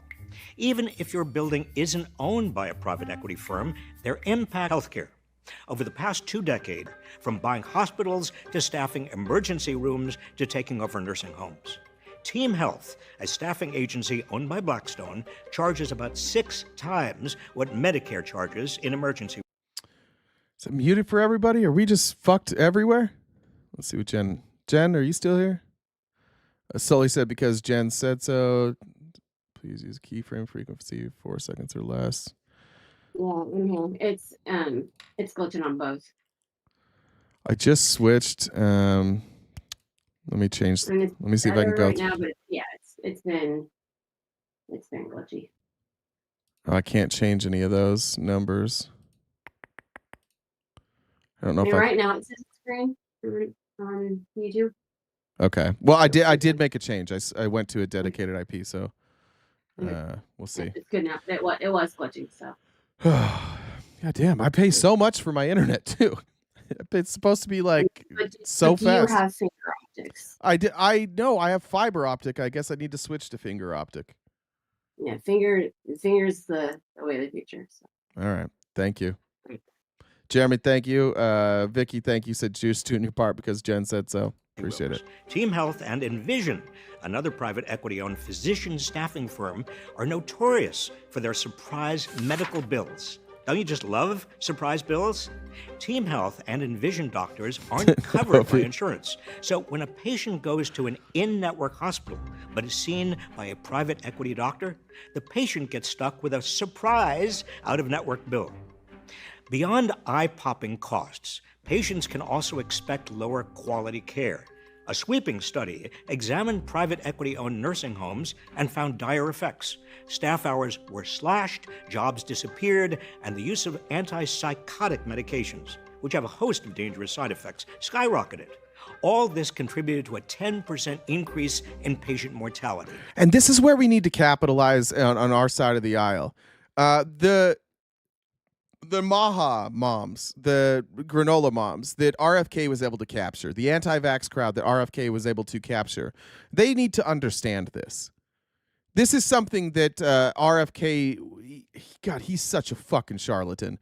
This is one thing that was really frustrating about him when he was running and pretending he was actually running for president, because he knows this and he used to be an advocate for universal health care. But I think he always knew that that he was running so that he could influence one of the parties. And I think he probably thought that after he ran as a Democrat that they would bring him into the party. That's why he went to Kamala first.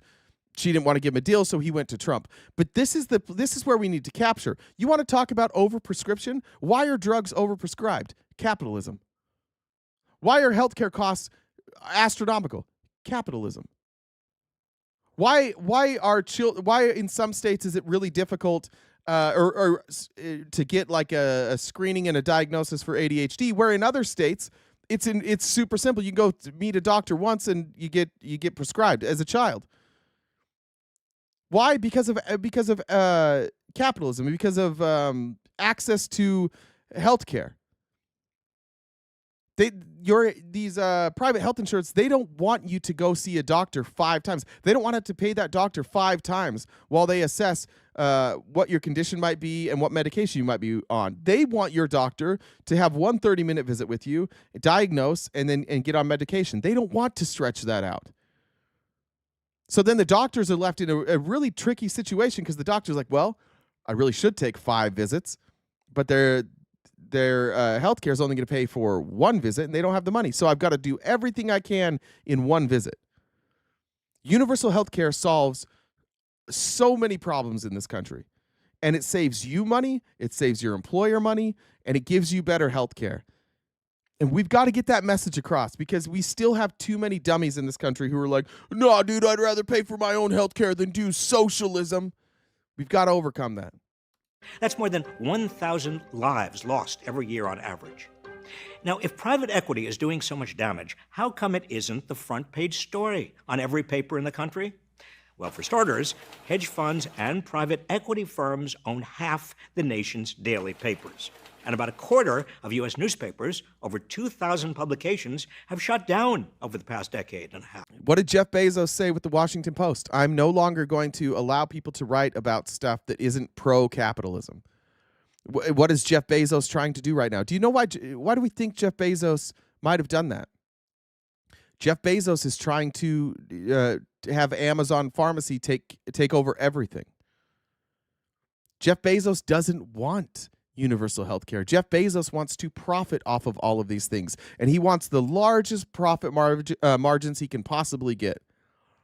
So Jeff Bezos goes to the Washington Post, and he's like, hey, if you're going to write, you can't really do anti-capitalism stuff now. Sorry. Free market capitalism, that's all we're talking about. I need to take over the pharmaceutical industry. That's why he's giving Trump all this money. The result, reporters, staff, and readers lose, while private equity managers get even richer. A 2022 study found that after private equity buyouts, the number of reporters and editors declined by nearly 10%. The East Bay Times in Oakland, California, owned by Alden Global Capital, laid off 20 employees just 1 week after the paper won a Pulitzer Prize. Declines in local news coverage are associated with lower voter turnout, less competitive local elections, and more government corruption. Even as jobs and hours are cut, subscription prices are jacked up, sticking readers with a lower quality product for a much higher cost. So what can be done? First and foremost, close the industry's favorite tax loophole that enables private equity managers to keep their taxes low. The carried interest loophole treats their personal income as capital gains, taxed at a top rate of just 20%, instead of the personal income it actually is, with a top tax rate of 37%. It's yet another way private equity is looting America. The pattern is clear. When private equity gets involved, costs get higher and quality gets lower, while the rich get rich. Every fucking time. Go ahead. Name me an industry that got better with private equity. It's like 100% of the time. But again, it's this conditioning that socialism bad, free market good. And by the way, there's nothing free market about private equity. It's a tilted game. It's a rigged game. And they will own everything. That's why the richest people among us are always advocating, we need less regulation. We need free market capitalism. We need to free up the markets. You need to let us do whatever we want. Then all of you can be just like us. They're just fucking lying to you. They want all of the impediments in their way to owning all of the wealth to get the fuck out of their way. The goal of capitalism, the way that you win capitalism is you get all the money. So why are the people with all the money convincing you that you need to get out of their way so they can get all the money? Of course they're going to tell you that you can do it too, because you can't. You're not a threat to them. You're out there busting your fucking ass 60 hours a week, working on an oil rig, working construction as a school. It's the regulation that's really hurting you. If we got rid of this regulation, you could work 40 hours a week and you'd make even more money. Your taxes would be lowered. You're like, okay. And you never think about, wait, how much am I actually paying in taxes? If I'm middle class, if I'm one of more like 50% of Americans, not much. So you could cut my taxes by 50% and it's not going to make a difference to me. But if you cut that guy's taxes by 50%, he's going to accumulate more wealth. And they just lie to you over and over and tell you that we're with you. We're all on the same team. You're not on the same team. You and Elon are not on the same team. You and Donald Trump are not on the same team. They are the opponent. They just showed up in your uniform and you're like, okay, yeah, bro. Now we're in this together. This is us. It's not. It's them versus you. It's them versus us. Somehow the richest people in this country have convinced us that we should be fighting with each other so that we ignore that they're stealing everything. They're just openly stealing all of the wealth. They're openly fucking up all of our institutions. And they're like, hey, guys, you should argue more about trans people. You should argue more about Black Lives Matter. You need to argue more about whatever. What else are we arguing about, right? Auto pens. Argue about this dumb shit so you don't see that we're fucking you. Richer. It's past time for Congress to rein in this predatory industry. Thank you. Jessica says, for calling bitches, bitches. Namaste said, for the dollar train, Namaste. God, I got it right the very first time, and then I mess it up every time. And I always remember that you complimented me for getting it right the first time. Did I see the, Terry said, did you see the Chinese are dropping food into Gaza? Yeah. China's doing what we won't do. China's just smarter than Trump. They see all these places where we've pulled aid and where we used to have goodwill, and then they're like, yeah, we'll just do it. We'll provide aid and we'll get the goodwill. All these places that the United States spent decades building up good relationships with that Trump has ruined overnight, China's just going to step in. It's like in Ted Lasso when Zava joined the team, they ended up being better without him. Yeah. Yeah. Absolutely. Yeah, Gorilla Balls, 49 to go. Seriously, knock that out, Gorilla Balls. You're rich, right? You're a Republican. You're rich. Yeah, so Elon, who does not want more money, those people who donate to them are losing money like Trump. Yeah. Don't let him lie to you anymore. I'll skip that. There is a story. I'm not going to cover it really, but there's a guy named Steve Smith who owns a bunch of country bars in Nashville, and all of their kitchens are closing right now because they hire so many people that are here illegally that they're afraid that their business will go under. And so right now you just have kitchens all over Nashville, a very red state, and a very red business owner, a donor to Donald Trump, having to close all their bars because they've been relying on illegal labor for all this time. I wanted to show you, this is, I forgot their first name, Congressman Ramirez. I can't remember her first name. Here's her talking to Kristi Noem yesterday. Kristi Noem doing, again, just point out, they've all been trained not to answer any questions and to filibuster as long as they can. And Ramirez had enough of that shit. So Ramirez is only asking yes or no questions, and she's not going to let Kristi Noem filibuster. Thank you, Rachel. Said so Jen doesn't quit. And service programs and citizenship and integration grants. You've obstructed and roughed up members of this committee as they attempted to conduct congressional oversight, and then you vilified them. But my question is, if they were so bad, why were they allowed to go in after to conduct oversight? Let me just continue. You redirected funds to terrorize our communities. You created taxpayer-funded political propaganda campaigns to terrorize families and children who don't sleep at night because of the terror of those commercials that you are putting out there. You hold sick, disrespectful press conferences in my state where, let me be clear, you are not welcome. You corruptly used and service programs. Love it. Love it. Kristi Noem just has to sit there and take it. We're not letting you answer any more questions, lady. You're not going to answer them. We're not going to do it. If we got any of the Maha moms here, I'd like you to explain this to me real quick.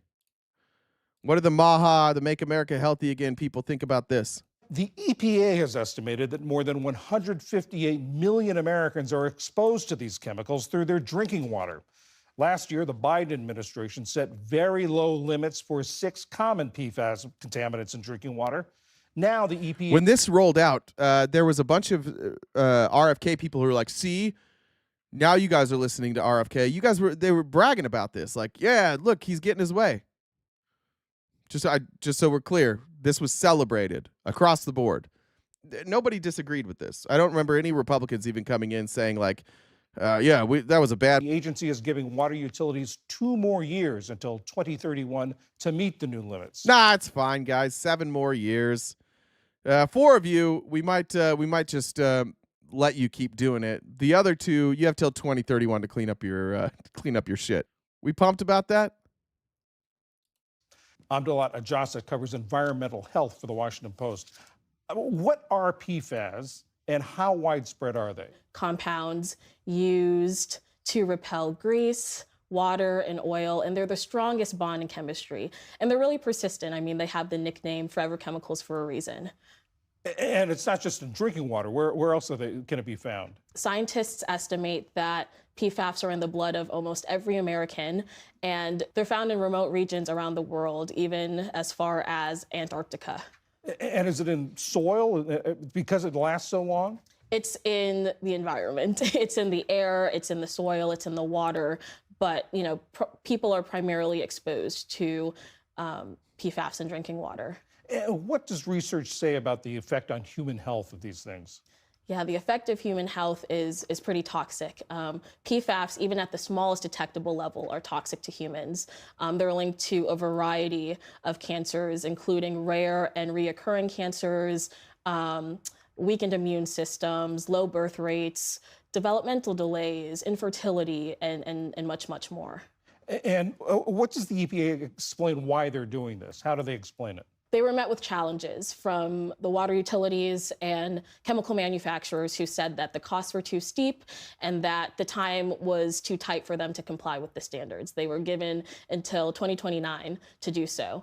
The EPA estimated that it would take them $1.5 billion each year to do so. The water utilities were saying it's going to take more than that. So the EPA is saying that they are Thomas, Thomas. Trump's scientists also agree with this. Are you saying that Thomas, that you don't think forever chemicals are real? Is that what you're saying? Do you need it? We can cite it.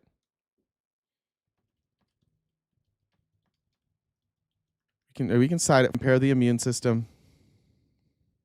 You can go look it up yourself. It's nih.gov. You could just Google forever chemical study. Here's one from the eesi.org. You can go read all of these. It's not like this is like me telling you that the sun comes up every day and you're like, cite a source, dog. Literally everybody knows this. Keeping the deadlines for two of the more toxic and harmful chemicals that we know about, while rescinding and reconsidering 4 others. And what do the environmental groups say about what the EPA is doing? Yeah, the environmental groups are pretty concerned. The EPA is keeping the maximum containment for PFOA and PFOS, which are really toxic and known, but they've also been phased out in the U.S., right? So these environmentalists are concerned. Sorry, there wasn't pictures on there. That's my bad. I should have known MAGA needs pictures. That by rescinding and reconsidering the 4 others, some of which are substituted, that the Safe Drinking Water Act has an anti-backsliding provision, which bars the agency from weakening the bill. So, or weakening the rules. So this Trump is siding with rich people who said, it's going to be too expensive for us to change our ways. And he's like, all right, that's fine. Keep throwing those forever chemicals in there. It's no big deal. I didn't know it was going to be expensive. I covered that, John. Let me see what this one is. Let me make sure this is the right one.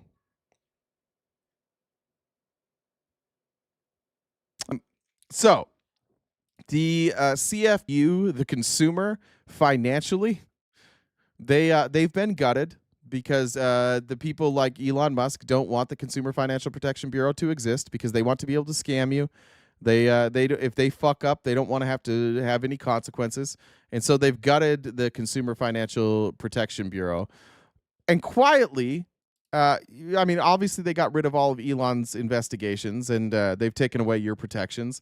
But quietly behind the scenes, Russ Vought, who is the author of Project 2025, which is not real, obviously, and Trump never had any intention on implementing it, even though data brokers predatory and profitable surveillance of Americans.